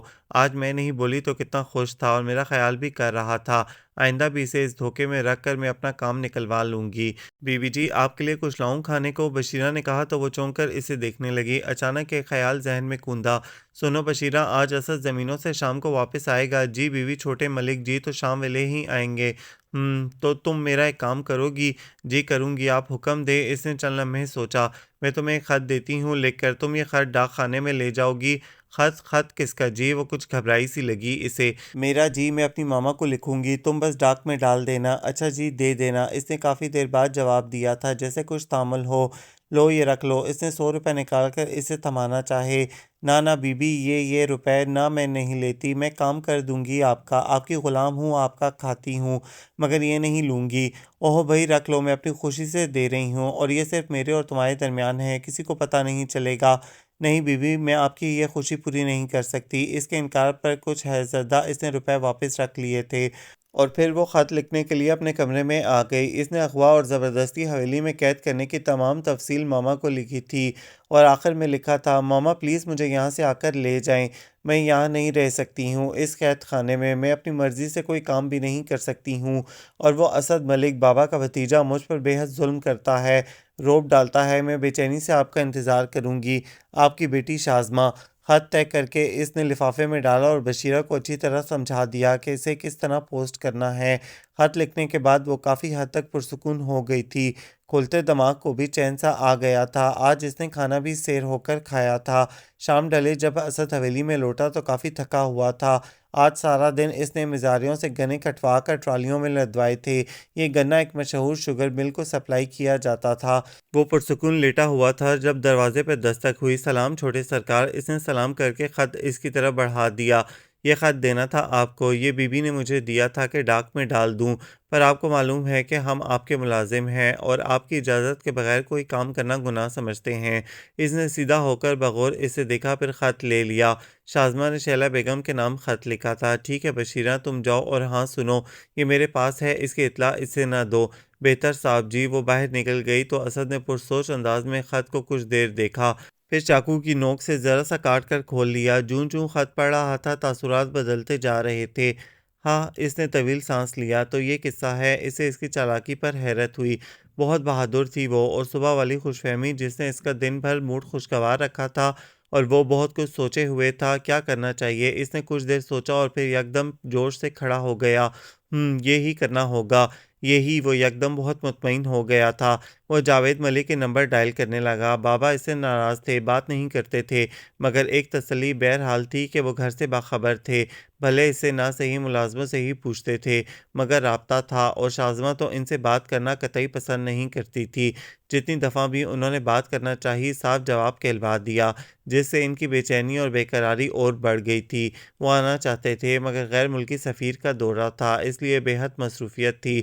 دوسرے شیلا اب تک ان پر نظر رکھے ہوئے تھی، پتہ نہیں اس کا خیال اتنا پختہ کیوں تھا۔ بابا پلیز فون بند نہیں کرنا، مجھ سے بات تو کریں ایک بار پلیز۔ فون پر اسد کی آواز سنتے ہی انہوں نے خفگی سے فون بند کرنا چاہا تو وہ فوراً چلایا، پلیز بابا فون بند نہ کیجیے گا، میری بات سنیے۔ ہاں بولو، اب کیا سنانا چاہتے ہو؟ کیا باقی رہ گیا ہے؟ کوئی نئی کہانی، نیا کارنامہ؟ وہ بے حد خفگی سے بول رہے تھے۔ بابا معاف کر دیں، میں نے جو کچھ بھی کیا آپ کی میری خاطر تم نے جو بھی کیا میں خوش نہیں ہوں، یہ اچھا نہیں ہوا اسد۔ اس طرح زور زبردستی سے کیا کام سنور جاتے ہیں؟ وہ سب ٹھیک ہو جائے گا، جو ہو گیا اس پر پچھتانا کیسا؟ آئندہ کی سوچیں، آپ آ رہے ہیں نا؟ کب تک آئیں گے؟ ابھی ایک ہفتہ اور لگے گا آنے میں۔ میں تو اڑ کر آ جاؤں، مگر تم نے جو کیا ہے مجھے بہت احتیاط کرنا پڑ رہی ہے۔ کیا فائدہ ایسی جیت کا؟ میں بیٹی پا کر بھی دور ہوں۔ ان کے لہجے میں دکھ تھا۔ ایسا نہ کہیں بابا، آپ انشاءاللہ جلد ملیں گے اور آپ کی بیٹی آپ کے پاس رہے گی ماں میرے۔ وہ سب جانتے تھے، اس لیے بے ساختہ مسکرا دیے۔ آپ ناراض تو نہیں مجھ سے؟ وہ شرارت سے ہنسا۔ ہوں ناراض، بند کرو، میں تم سے بات نہیں کر رہا ہوں۔ انہیں فوراً اپنی ناراضگی یاد آئی تو خفگی سے اس کی چالاکی پر ڈانٹ کر فون بند کر دیا۔ اسد کا قہقہہ خاصا زوردار تھا۔ وہ تو ان کی آواز کے اتار چڑھاؤ سے پہچان لیتا تھا کہ بات غصے میں کی گئی ہے، خفگی سے یا خوشی سے۔ وہ ان سے بات کر کے خاصا مطمئن ہو گیا تھا۔ اتنے دن ہو گئے ہیں، یہ سب کب تک برداشت کرنا ہوگا؟ ماما آ کیوں نہیں جاتی؟ پتہ نہیں خط ملا بھی ہے یا نہیں، اگر مل جاتا تو فوراً آتیں۔ یہ بشیرہ پتہ نہیں قابل اعتبار ہے یا نہیں، اور یہ اسد جنگلی انسان نہ جانے کن خوش فہمیوں کا شکار ہے۔ میری خاموشی کو میری شکست سمجھ رہا ہے، میں اسے کبھی معاف نہیں کروں گی، اور وہ میرے والد مجھ سے بات کرنا چاہتے ہیں، میں کبھی ان سے بات نہیں کروں گی۔ ماما کو ان کی وجہ سے اتنا بڑا صدمہ ملا ہے، نہ جانے ان کا کیا حال ہوگا، کتنی فکر مند اور پریشان ہوں گی، کہاں کہاں تلاش کر رہی ہوں گی تب۔ نہ جانے یہ شہر سے کتنی دور ہے، یہاں باہر سے کوئی آتا ہے نہ مجھے نکلنے دیتے ہیں، مکمل قیدی بنایا ہوا ہے، اور دعوے محبت کے۔ کیسے مجھے بتا رہا تھا کل میری والدہ اور بہن آ رہی ہیں، انہیں یہ نہیں پتا کہ تمہیں میں یہاں زبردستی لایا ہوں۔ ان کے علم میں یہ بات ہے کہ کورٹ کی طرف سے اجازت کے بعد تم خود بخود بخوشی یہاں آئی ہو۔ اس کا لہجہ ایسا تھا جیسے میں اس کے حکم کی ہی منتظر تھی، اور فوراً سر جھکا دوں گی، جبکہ اس لمحے میرا دل چاہ رہا تھا ساری مصلحتیں، ساری احتیاطیں بالائے طاق رکھ کر وہ کھری کھری سناؤں کہ ساری اکڑ اور خوش فہمی نکل جائے، مگر بمشکل ضبط کر گئی۔ ڈھلتی دوپہر میں وہ اپنی پسندیدہ جگہ باغ کے اس مخصوص کونے میں بیٹھی سوچوں میں گم تھی۔ کچھ دنوں تک تو آس اور امید کا دامن ہاتھ میں تھا، سکون بھی تھا اور اطمینان بھی حاصل تھا، مگر اب یہ امید نا امیدی میں بدلتی جا رہی تھی۔ بشیرہ کو دن میں 2 بار بہانے سے اس کے چچیرے بھائی رحمت کے پاس بھیجتی تھی کہ ڈاک کی کوئی خبر ملے۔ انتظام تو اس نے بہت زبردست کیا تھا، رحمت کے ہاتھ خط دوسرے گاؤں سے پوسٹ کروایا تھا، واپسی کا پتہ بھی اسی کا لکھا تھا، تاکہ اگر کوئی اطلاع آئے بھی تو حویلی میں اسد یا کسی اور کو پتہ نہ چلے۔ ڈاک کا سسٹم بھی تو یہاں اتنا خراب ہے، انگلینڈ سے بھی بہت دفعہ ان کے کارڈز اور لیٹرز ماموں کو نہیں ملتے تھے، فون پر وہ لوگ بتاتے تھے تو وہ لوگ لا علمی کا اظہار کرتے تھے۔ میرا خیال ہے مزید انتظار کے بجائے ایک خط اور لکھ دیتی ہوں، اور اس دفعہ رجسٹرڈ کروا کے بھیجوں گی۔ اس نے رات کو خط لکھنے کا پکا فیصلہ کر لیا۔ او یہ یہاں ہے۔ اسد اسے حویلی میں تلاش کرتا ہوا آیا تھا، یہاں گمسم بیٹھا دیکھ کر ٹھٹکا۔ فیروزی اور نیلے کنٹراسٹ سوٹ میں اس کی رنگت دمک رہی تھی، دوپٹہ بے نیازی سے کندھے پر سے ہوتا ہوا زمین پر پڑا تھا۔ دل نے بے اختیار اس کی خوبصورتی کا اعتراف کیا۔ ہیلو ڈیئر کزن، کیا سوچا جا رہا ہے؟ اس کا لہجہ خاصا شگفتہ تھا۔ شازمہ نے حیرت سے اسے دیکھا، پھر کچھ بولے بغیر رخ موڑ لیا۔ اس وقت اس کی آمد خاصی ناگوار گزری تھی۔ خیریت؟ پریشان ہو؟ اس نے کھا جانے والی نظروں سے اسے دیکھا اور منہ موڑ لیا۔ تم بابا سے بات کیوں نہیں کرتی ہو؟ وہ تمہارے والد ہیں، اور انہوں نے 20 سال تمہاری یاد میں تڑپ تڑپ کر گزارے ہیں، تم سے ملنے اور… سٹاپ اٹ، بند کرو یہ پرانی کہانی، 1000 بار تم سنا چکے ہو، اور میرا ایک ہی جواب ہے، میں صرف ماما سے محبت کرتی ہوں، کیونکہ انہوں نے مجھے پالا ہے، پڑھایا ہے، اور آج جب ساری مشکلیں برداشت کر کے مجھ سے آرام لینے کا وقت آیا ہے تو بابا نے مجھے اغوا کر لیا۔ انہیں میری اتنی پرواہ تھی، مجھ سے محبت تھی، تو ماما کو طلاق کیوں دی؟ ان کی بات کیوں نہیں مانی؟ تم لینڈ لارڈ ہو، خود کو بہت انداتا سمجھتے ہو، دوسروں کی کوئی حیثیت ہی نہیں ہوتی تم لوگوں کی نظروں میں۔ محبت کی، شادی کرنے اور نبھانے کی روایت تم خود سر خود غرض اور ظالم لوگ کیا جانو۔ بہت دنوں کا لاوا تھا، بہہ نکلا۔ وہ ہونٹ سختی سے بھینچے اسے سن رہا تھا، وہ شدید نفرت اور تحقیر سے کہہ رہی تھی۔ شیلا بیگم نے 20 سال میں اس کی نس نس میں باپ کی نفرت کا زہر اتار دیا تھا، اب اغوا کے واقعے نے مزید تمام باتوں کی تصدیق پر مہر ثبت کی تھی۔ ابھی تک باپ سے ملنے کا اتفاق بھی نہیں ہوا تھا، 1-2 دن تک انہوں نے آنے کے بارے میں کہا تھا، اب تو وہ بھی اس بات کی ضرورت محسوس کر رہا تھا کہ واقعی بابا کو فوری طور پر اس سے ملنا چاہیے۔ وقت گزرنے سے اس کی نفرت اور بیگانگی میں اضافہ ہی ہوگا۔ جو تم سمجھتی ہو، جو کہہ رہی ہو، یہ بالکل درست نہیں ہے، مگر میرے کہنے کا تم یقین نہیں کرو گی۔ وقت اور حالات بہت جلد خود تمہیں بتائیں گے کہ کون سچا تھا، کون جھوٹا، اور کس کی محبت اتنی اتنی سچی اور طاقتور ہے کہ تم خود بخود ایمان لے آؤ گی۔ وہ اس کے لہجے کی سچائی اور گہرائی پر کھو سی گئی۔ وہ کہہ کر رکا نہیں، تیزی سے واپس پلٹ گیا۔ بی بی جی، بشیرہ اسے ہی آوازیں دیتی آ رہی تھی۔ اس نے چونک کر ادھر دیکھا، خاصی پرجوش اور حواس باختہ سی لگ رہی تھی۔ مٹھی میں کچھ دبائے ہوئے تھی۔ خیریت بشیرہ، کیا ہوا؟ بی بی جی، یہ دیکھو آپ کا خط، ابھی رحمت مجھے دے کر گیا ہے۔ خط؟ میرا خط؟ اس نے جھپٹ کر اس کے ہاتھ سے لیا۔ ماما کا خط؟ او بشیرہ، یہ تو ماما کا خط ہے، میری ماما کا۔ لگتا تھا وہ خوشی سے پاگل ہو گئی ہے۔ خط لے کر بے تحاشا اندر بھاگی اور دروازے سے نکلتے اسد سے بری طرح ٹکرا گئی۔ اس نے سٹپٹا کر اسے دونوں بازو سے تھام لیا۔ خیریت، کیا ہوا؟ ہاں نہیں، کچھ نہیں۔ بے ساختہ چونک کر خط والا ہاتھ پیچھے چھپا لیا اور پیچھے ہٹ کر خود کو سنبھالا۔ ایسی بھی کیا بے خودی، حد ہو گئی۔ جو اس شخص کو پتہ چل جاتا تو ساری محنت، سارا کھیل چوپٹ ہو جائے گا۔ یہاں سے نکلنے کی آس عمر بھر کے لیے ختم ہو جاتی۔ کیا کوئی اہم بات ہے؟ وہ بغور اسے جانچ رہا تھا۔ اس نے دل میں اسے برا بھلا کہا، عقابی نگاہیں ہیں، خوب ایکس رے کرتی ہیں۔ کچھ نہیں، فوراً اپنا لہجہ سرد و سنجیدہ بنا کر کہا اور تیزی سے کمرے میں داخل ہو گئی۔ اف توبہ، شکر ہے اس نے خط نہیں دیکھ لیا، ورنہ تو جھرجھری لے کر وہ بیڈ پر بیٹھ گئی اور بے حد تیزی سے خط پھاڑ کر اندر سے کاغذ نکالا اور پڑھنے لگی۔ یہ کیا لکھا ہے؟ یہ ماما کا خط نہیں، یہ ماما کا خط نہیں ہو سکتا۔ وہ یہ سب کیسے لکھ سکتی ہیں؟ مگر لکھائی تو ماما کی ہی ہے۔ مگر ماما نے مجھے یہ سب کیسے لکھ دیا اور کس سے لکھوایا؟ جوں ہی خط پڑھا وہ پاگلوں کی طرح بے حد پریشان کمرے میں چکرانے لگی۔ خط تھا یا بم؟ اس کے حواس جھنجھنا گئے۔ ناقابل یقین، ناقابل گمان باتیں۔ جو سوچا تھا اس سے قطعی مختلف لکھا تھا۔ شازمہ ڈیئر، جو کچھ تم نے لکھا ہے مجھے اس پر افسوس ہے۔ میں خود تمہاری جدائی سے بے حد پریشان ہوں۔ مگر بیٹا، یہ اٹل حقیقت ہے کہ جاوید علی تمہارا باپ ہے اور کورٹ کی طرف سے اس کو تم سے ملنے کا حق حاصل ہے۔ اب وہ اغوا کرنے کے باوجود عدالت میں پرمیشن لیٹر دکھا کر بچ جائے گا اور میں کچھ بھی نہیں کر سکتی۔ ویسے شازمہ، وہ تمہارا باپ ہے اور لاکھوں کروڑوں کی جائیداد کی تم اکیلی وارث ہو۔ اگر تم ذرا عقل سے کام لو، تھوڑی سی محبت کا ڈرامہ رچا کر ساری جائیداد اپنے نام کروا لو، اس کے بعد میں تمہیں ایک منٹ بھی یہاں رہنے نہیں دوں گی۔ تمہارے نانا ابا کی جائیداد تقسیم ہو گئی ہے اور اب ہم پہلے کی طرح انگلینڈ میں عیش نہیں کر سکیں گے۔ تم اپنا حق کیوں چھوڑو؟ اس کے لاڈلے بھتیجے کے لیے تو ساری جائیداد نہیں، میری جان، آئندہ زندگی اور مستقبل کی بہتری کے لیے چند دن اور یہاں گزار لو۔ جاوید ملک کو اپنی محبت اور فرمانبرداری کا یقین دلاؤ۔ میں نے اسے خوب دھمکایا ہوا ہے، کم از کم وہ تم پر یا مجھ پر کسی قسم کا کوئی شک نہیں کر سکتا۔ جدائی کا مجھے بھی بہت غم ہے اور تمہاری تکلیف کا احساس بھی، مگر چند روز کی تکلیف کے بعد عمر بھر کا عیش بھی تو ملے گا نا۔ سمجھ سے کام لو، میری باتوں پر غور کرنا اور مجھے خط کے ذریعے تمام باتوں سے آگاہ کرتی رہنا۔ نہیں ماما، آپ ایسی بھی ہو سکتی ہیں، اتنی لالچی بیٹی کو اس جہنم میں دھکیل کر جنت کی آس، او میرے خدا۔ اس نے دکھتے سر کو دونوں ہاتھوں میں تھام لیا۔ ایک ہیجان برپا تھا، پورے جسم میں اذیت کی لہریں بھنور بنا رہی تھیں۔ بار بار پڑھا، ہر بار بے یقینی سے دل چیخ اٹھتا کہ یہ ماما کے خیالات نہیں۔ اس نے فوراً دوسرا خط لکھا، تفصیل سے اپنے خدشات اور غم و فکر کا ذکر کیا اور دوبارہ یہاں سے جلد از جلد نکلنے کی خواہش کا اظہار بھی کیا۔ یہ خط اس نے اگلی صبح بشیرہ کو بے حد احتیاط اور تاکید سے دیا اور کہا کہ اسے رجسٹری کروا کر بھیجے۔ ماما کے متعلق اتنا تو وہ بھی جانتی تھی کہ وہ کچھ لالچی واقعہ ہوئی تھی اور یہاں آنے کا مقصد نانا جان کی وفات کے بعد جائیداد میں سے اپنا حصہ وصول کرنا تھا، مگر ان کی لالچی فطرت اپنی بیٹی کی محبت کو پس پش ڈال دے گی، یہ ایک شوق تھا، ایک گہرا دکھ جس نے حقیقتاً اسے بہت صدمہ دیا تھا۔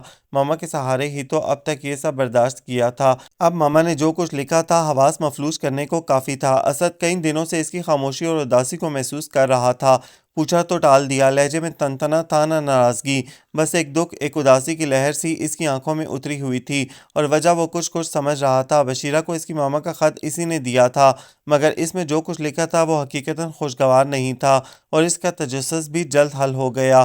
بشیرہ نے اس کا لکھا خط حسب معمول اسے دکھایا تھا اور اس میں وہ سب باتیں اور جواب موجود تھے جن کی وجہ سے وہ افسردہ، غمگین اور پریشان تھی۔ او خدا، ایک ماں کا ایسا روپ بھی ہو سکتا ہے؟ اسد حقیقتاً کپکپا گیا۔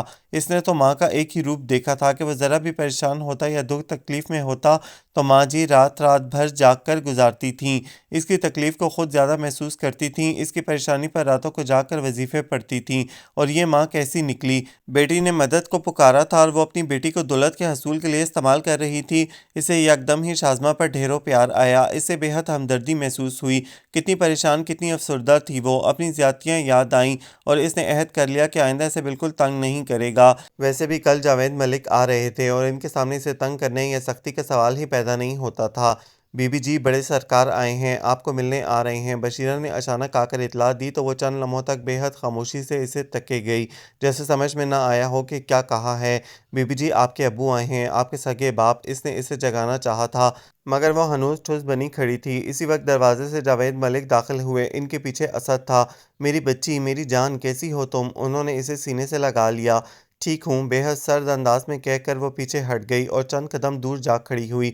اس کی سرد مہری کو انہوں نے محسوس کیا۔ سوری بیٹا جان، آپ کی ناراضگی میں جانتا ہوں، مگر یہ سب جو ہوا میں اس پر شرمندہ ہوں اور آپ کی مرضی کے خلاف یہاں زبردستی رکھنے پر بھی معافی چاہتا ہوں۔ 20 سال تک میں نے بیٹا جانی آپ کے لیے رات کے پچھلے پہر اٹھ کر خدا سے دعا مانگی ہے کہ آپ مجھے ایک بار پیار سے بابا کہہ کر بلائیں، میرے قریب رہیں، مگر شاید قبولیت کا وہ لمحہ میرے نصیب میں نہیں ہے۔ میں بھول گیا تھا کہ محبت کی جگہ نفرت کی طاقت زیادہ ہو تو بہت سے لہو کے رشتے بھی اجنبی ہو جاتے ہیں۔ وہ بولتے بولتے چند لمحوں کو رکے۔ اسد، انہیں عزت و احترام کے ساتھ ان کے گھر چھوڑاؤ۔ انہوں نے مڑ کر اسد سے کہا تو وہ حیرت زدہ انہیں دیکھنے لگا۔ یہ کیا کہہ رہے ہیں آپ بابا؟ میں ابھی… انہوں نے اس کی بات کاٹی۔ پلیز اسد، یہ میرا حکم ہے، یہ زور زبردستی کے معاملے نہیں بیٹا۔ بعض اوقات قسمت میں وہ محبتیں ہوتی ہی نہیں ہیں جن کے لیے ہم عمر بھر ترستے اور تڑپتے ہیں۔ کتنا یاس بھرا افسردہ لہجہ تھا۔ بے حد تھکے ہوئے نڈھال جاوید ملک کو دیکھ کر اسد کا دل ٹکڑے ٹکڑے ہونے لگا۔ ان کے چہرے پر صدیوں کی مسافت اور منزل کے قریب پہنچ کر بھی نامراد رہنے کے تاثرات اتنے واضح تھے کہ شازمہ کو اپنا دل پگھلتا ہوا محسوس ہوا۔ وہ باپ تھا، اپنا سگا باپ، جس کی خوشبو، اس کی محبت کی طاقت، اس کی سرد مہری بیگانگی اور نفرت کی جھوٹی دیوار کو مسمار کر رہی تھی۔ اس کا دل ان کی طرف راغب ہو رہا تھا۔ خاموش کھڑی، لب کاٹتی، وہ ششپنج میں مبتلا تھی۔ جب جاوید ملک نے بھرپور نگاہ اس پر ڈال کر واپسی کو قدم بڑھائے، دہلیز پر چند لمحوں کو ان کے پاؤں رکے اور پھر وہ تمام ہمت بروئے کار لا کر باہر نکل گئے۔ اس لمحے شازمہ کا دل بری طرح کانپا۔ بے اختیار وہ انہیں روکنا چاہتی تھی۔ اسد نے بے حد سنجیدگی سے اسے دیکھا۔ آپ تیار ہو جائیں، میں گاڑی نکالتا ہوں۔ وہ واپس مڑا۔ سنیں، میں ابھی یہاں ہی رہوں گی۔ اس کی بات پر وہ کرنٹ کھا کر مڑا، چند لمحے اس کے چہرے کو جانچا اور پھر باہر نکل گیا۔ اسد کو اس کے انکار سے بے حد شوق لگا تھا۔ وہ تو سمجھا تھا کہ اس کے بابا اسے یہاں رہنے پر مجبور کریں گے بھی تو وہ نہیں رہے گی، مگر اس نے تو نہ صرف یہاں رہنے پر حامی بھری تھی بلکہ اپنی ماما کے منصوبے پر عمل پیرا ہونے کا آغاز بھی کر دیا تھا۔ وہ بری طرح الجھ گیا تھا۔ اس کے بارے میں اگر وہ سب نہ پڑھ لیتا تو شاید اس کا فیصلہ بے حد خوشی دیتا۔ ابھی تو اس کا یہاں رہنا ایک منصوبے کا حصہ تھا۔ وہ نہیں جا رہی بابا۔ اس نے جب جاوید ملک کو بتایا تو وہ حیرت اور مسرت سے اسے دیکھنے لگے۔ سچ سچ اسد، کیا میری محبت رنگ لے آئی ہے؟ سچ سچ اسد؟ خوشی سے کپ کپاتا ہوا لہجہ اور ایک دم ملنے والی خوشخبری نے انہیں کتنا بدل دیا تھا۔ اسد نے پہلی بار انہیں اس روپ میں دیکھا تھا۔ کتنے بھولے ہیں بابا، محبت کی طاقت یہ محبت کی طاقت نہیں، دولت کی طاقت ہے۔ وہ کہہ تو نہ سکا، البتہ سوچا ضرور۔ بابا کی خوشی دیدنی تھی، وہ تو جیسے ہواؤں میں اڑ رہے تھے، شازمہ کو سامنے بٹھا کر گھنٹوں باتیں کرتے رہتے تھے۔ بابا، آپ نے ماما کو کیوں چھوڑا؟ کئی دنوں کا سوال لبوں پر آ گیا۔ اب وہ کافی بے تکلفی سے ان سے سوال کر لیا کرتی تھی۔ بابا چند لمحے غور سے اسے دیکھتے رہے، سوچ میں ڈوبے ہوئے۔ میں نے تمہاری ماں کو نہیں چھوڑا، اس نے خود خلا طلب کی تھی۔ تو وجہ کیا تھی؟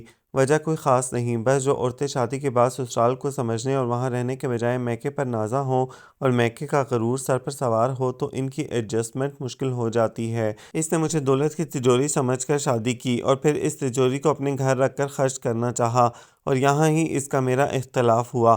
آپ نے ماما کو پائی پائی کا محتاج کر دیا تھا، انہیں تنگی میں رکھتے تھے، اتنی دولت ہونے کے باوجود انہیں روپے پیسے سے تنگ رکھا۔ غلط، بالکل غلط، خدا گواہ ہے میں نے کبھی اسے روپے پیسے کی تنگی نہیں دی۔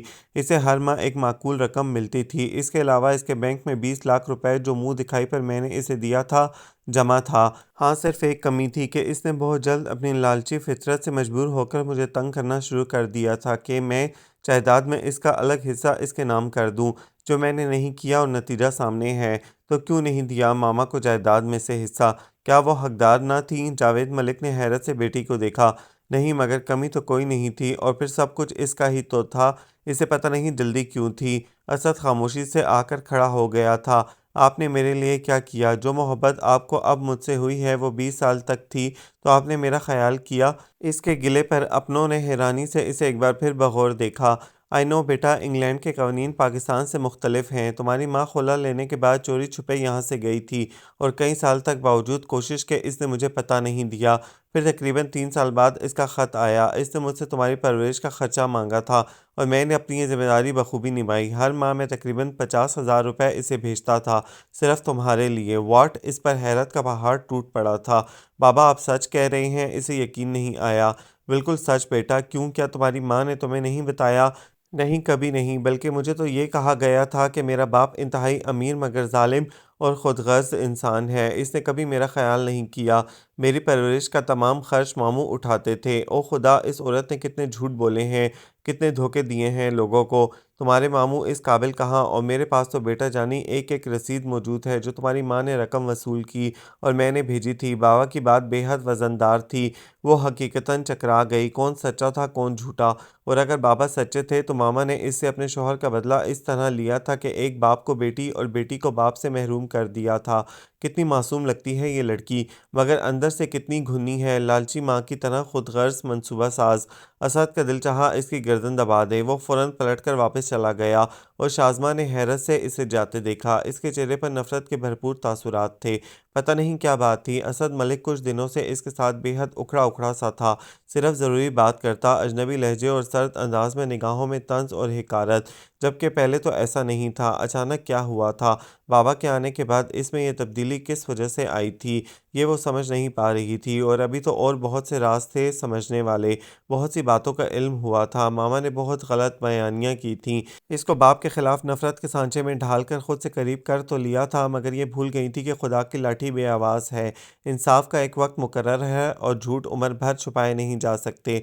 इसको अपने बाप से मिलना था, बहाना कुछ भी हो, और अब वो इसी बाप से जायदाद लेना चाहती थी जिसे सारी उम्र शाज़मा से दूर रखा था। बाप की मोहब्बत, प्यार और खलूस तो समंदर था जिसमें कमी ही नहीं आती थी। एक हफ्ता जावेद मलिक रहे थे। सारी पहेलियां गुत्थियां सुलझ गई थी। एक सबूत इनके पास था जो शाज़मा को दिखाया था इन्होंने, और इसे यकीन आ गया था कि औरत जब लालच पर उतरती है तो कितनी पस्ती में गिर जाती है।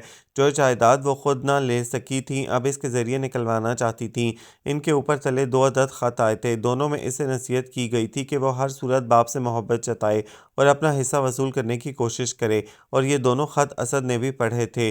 अगरचे ये अखलाकी जुर्म था, मगर हालात से बाखबर रहने को ज़रूरी था।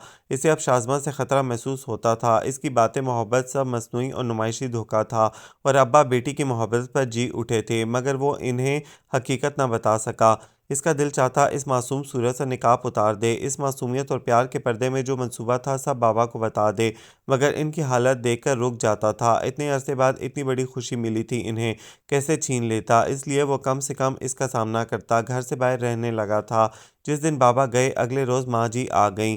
माँ जी, आपको अपने बेटे की कोई परवाह नहीं है? आप बिल्कुल भूल जाती हैं ताया जान के घर जाकर के पीछे आपका तन्हा बेटा आपके लिए कितना उदास है। माँ जी की गोद में सर रखे वो बेहद लाड से कह रहा था, मैं सद के पुत्र, मैं तो बहुत दिनों से आना चाह रही थी, मगर तुम्हारे ताया और नौरीन आने ही नहीं देते थे। वो तो कहते थे रोज़े यहाँ ही गुजारें, असद को भी बुला लेते हैं, मगर मैं रोज़े अपने घर के अलावा कहीं नहीं रख सकती। कई लोगों के रोज़े खुलवाने होते हैं, तरावी पढ़ानी होती है। हर रोज़ मुझसे गांव की ख़वातीन पूछती थी कि बेजी कब आएंगी, बल्कि अब तो सब मिलकर आपको लाने का प्रोग्राम बना रहे थे। शुक्र है खुदा का पुत्र, इन लोगों की मोहब्बत और इज़्ज़त ही तो है जो मैं कहीं भी रहूं मगर इस जगह को नहीं भूल सकती हूँ। माँ जी, आप शाज़मा से मिली? नहीं पुत्र, बशीरा बुलाने गई है, वो सो रही है। अच्छा, इस बेवक्त की नींद पर इसे हैरत हुई। पुत्र जावेद तो बहुत खुश है, बहुत ज़्यादा। औलाद दिल की ठंडक और सुख होता है, सच्ची खुशी। 20 साल तड़प तड़प कर अपनी बच्ची के लिए गुजारे हैं। अल्लाह ने सुन ली इसकी दुआ। मौला साई को रहम आ गया। बेटी भी खुश है अब तो, बता रहा था। इन्होंने कहते हुए इससे जैसे तायीद चाही। पता नहीं खुश किस बात पर है। तंजिया हंसा। क्या हुआ, क्या कहा तुमने? माँ जी ने हैरत से इसे देखा। कुछ नहीं माँ जी, अल्लाह जावेद बाबा को सच्ची खुशी नसीब करे, कभी दुख ना मिले इन्हें। खलूस से इनके लिए इसने दुआ की। आमीन पुत्र। अस्सलाम वालेकुम। वो अंदर दाखिल होकर सलाम करते ही ठिठकी।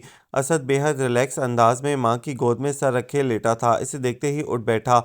वालेकुम सलाम। आओ आओ बेटा, इधर मेरे पास आओ। सो रही थी। माँ जी का नर्म और मोहब्बत से भरपूर लहजा इसकी झिझक मिटा गया।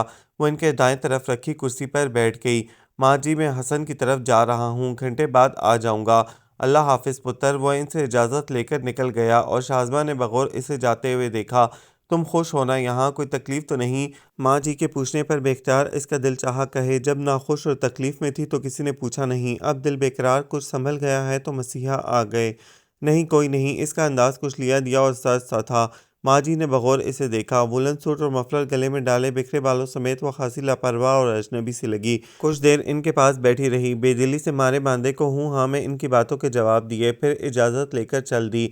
परेशान और खोई खोई सी लगती है, उन्होंने सोचा और उलझन सी महसूस की। जावेद तो कह रहा था कि बहुत खुश है, चलो पूछूंगी। बशीरा के आने पर वो सर झटक कर इससे गांव की बातें करने लगी।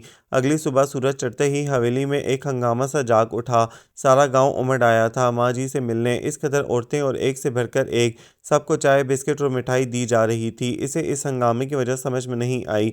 शायद कोई दावत है, मगर इतनी सुबह सुबह वो कमरे से बाहर निकलकर हवेली के बरामदे में आ रही थी ताकि माँ जी से इस दावत का पूछ सके कि रास्ते में असद मिल गया। इसे देखकर वो भी ठिठका। इतनी सुबह इसका उठना हैरत का बायस था। ये बाहर हंगामा कैसा है? इतनी औरतें क्यों आई हैं? माँ जी से मिलने आई हैं। माँ जी से क्यों? माँ जी क्या प्राइम मिनिस्टर हैं? दिल में सोचा। हमारे यहाँ लोग एक दूसरे से मोहब्बत करते हैं, खलूस रखते हैं। कोई इनके दरमियान से जाए तो मिलते हैं और वापस आए तो तब भी इससे मिलने आते हैं। इसे ये बताने को कि इन्होंने इसकी गैर मौजूदगी में इसकी कमी महसूस की, इसे याद किया। वो एक एक लफ्ज़ जैसे जता कर गया था। हैरत से शाज़मा ने इसे देखा। ये इतना उखड़ा उखड़ा और तल्ख क्यों हो रहा है? वो कुछ देर वहाँ खड़ी सोचती रही, फिर बाहर आ गई। बेजी के इर्द गिर्द मेला लगा था। खिड़की से तो यह मंजर चंद सलाखों जितना नजर आता था। यहाँ तो बेहद रौनक थी। पिछले 1.5 माह से इस सुनसान वीरान हवेली में वो तन्हा रहते रहते चकरा गई थी। इसे यूं लगता था वो दुनिया के किसी गुमनाम और दूर दराज गोशे में मौजूद इस हवेली में बंद है, मगर आज तो रंग ही और थे। आओ बेटा आओ यहाँ। इन्होंने इसे खड़े देखा तो बुला लिया, जबकि सारी औरतें हैरत से इसे देख रही थीं। इसका हुलिया ही इनके लिए बेहद हैरतनाक था। वो बेड से उठकर आई थी। फ्लैपर ढीली सी शर्ट में बिखरे बालों समेत यकीनन अजूबा ही थी। ये जावेद की धी है शाज़मा, 20 दरपाल सालों के बाद विलायत से आई है। आखिरी फिक्रा शायद इसकी हालत की वजाहत था। हला हला, अच्छा अच्छा, जावेद की धी है। बहुत सी औरतें एक साथ बोलीं। अब तक इसे निहायत इश्तियाक और इन्हमाक से निकला जा रहा था। इसे यकदम कोफ सी महसूस हुई। हद है, जैसे मैं कोई अजूबा हूँ। इनकी निगाहों से घबरा कर वो उठ खड़ी हुई। मैं ज़रा फ्रेश हो जाऊँ, भूख भी लगी है, आप बातें करें। इसने खड़े खड़े इतला दी और चल दी। बहुत सी नज़रों की गर्मी इसे अपनी पुश्त पर महसूस हो रही थी। सारा दिन बेहद बोर गुजरा था। वो कसलमंदी से लेटी रही थी, कमरे से बाहर भी नहीं निकली। दोपहर को खाने पर बशीरा बुलाने आई तो इनकार कर दिया। शाम को माँ जी खुद इसके कमरे में आ गई। वो उठकर बैठ गई। क्या हुआ धीरानी, तबीयत तो ठीक है? आज सारा दिन लेटी रही हो? जी ठीक हूँ, बस मूड नहीं हुआ। उन्होंने बगौर इसे देखा। क्या बात है, तुम उलझी उलझी परेशान सी हो? इन्होंने मोहब्बत से पूछा तो इसका दिल चाहा कि इनके इकलौते लाडले फरजंद के सारे करतूत और नेक नामी का कच्चा चिट्ठा खोलकर रख दे, मगर न जाने क्या हुआ कि बावजूद मौके के वो कह न सकी। दिल जैसे इनकारी था कि इसकी बात कर ले, न जाने क्यों वो कह न सकी। नहीं, मैं ठीक हूँ। अच्छा, इस अच्छा में खासी बेयकीनी थी। तुम कहती हो तो ठीक ही होगा। अच्छा हाँ, मैं तुम्हें ये बताने आई थी कि कल पहला रोज़ा है। आज रमज़ान का चांद इंशाल्लाह नज़र आ जाएगा। तुम रोज़ा रखोगी ना? इसने उलझ कर इन्हें देखा। इसने तो कभी रोज़ा नहीं रखा था। इंग्लैंड में तो सिर्फ खबरों से मालूम होता था कि रमज़ान शुरू हो गया है। बाकी रोज़ा रखने या सवाब वगैरह से इसे कोई दिलचस्पी थी ना गर्ज। ना मामा ने कभी इसे रोज़ों के बारे में बताया था, ना वो खुद रोज़ा रखती थी। आप मुझे सिखाएंगी तो सीख लूँगी। इसकी बात पर वो बेसाख्ता मुस्कुराईं। हाँ ज़रूर, क्यों नहीं। रोज़ा तो बहुत आसान होता है, उन्होंने सहूलत से कहा। अच्छा तुम बाहर तो निकलो, देखो कितनी रौनक लगी हुई है। आओ छत पर चलते हैं। वो इसका हाथ थामकर बाहर निकल आईं। तुम्हारा हम उम्र कोई है भी तो नहीं यहाँ? अकेली बोर हो जाती होगी। मुझ बुढ़िया से क्या दिल लगेगा, और असल पुत्र तो ज़मीनों के चक्रों से ही फारिग नहीं होता।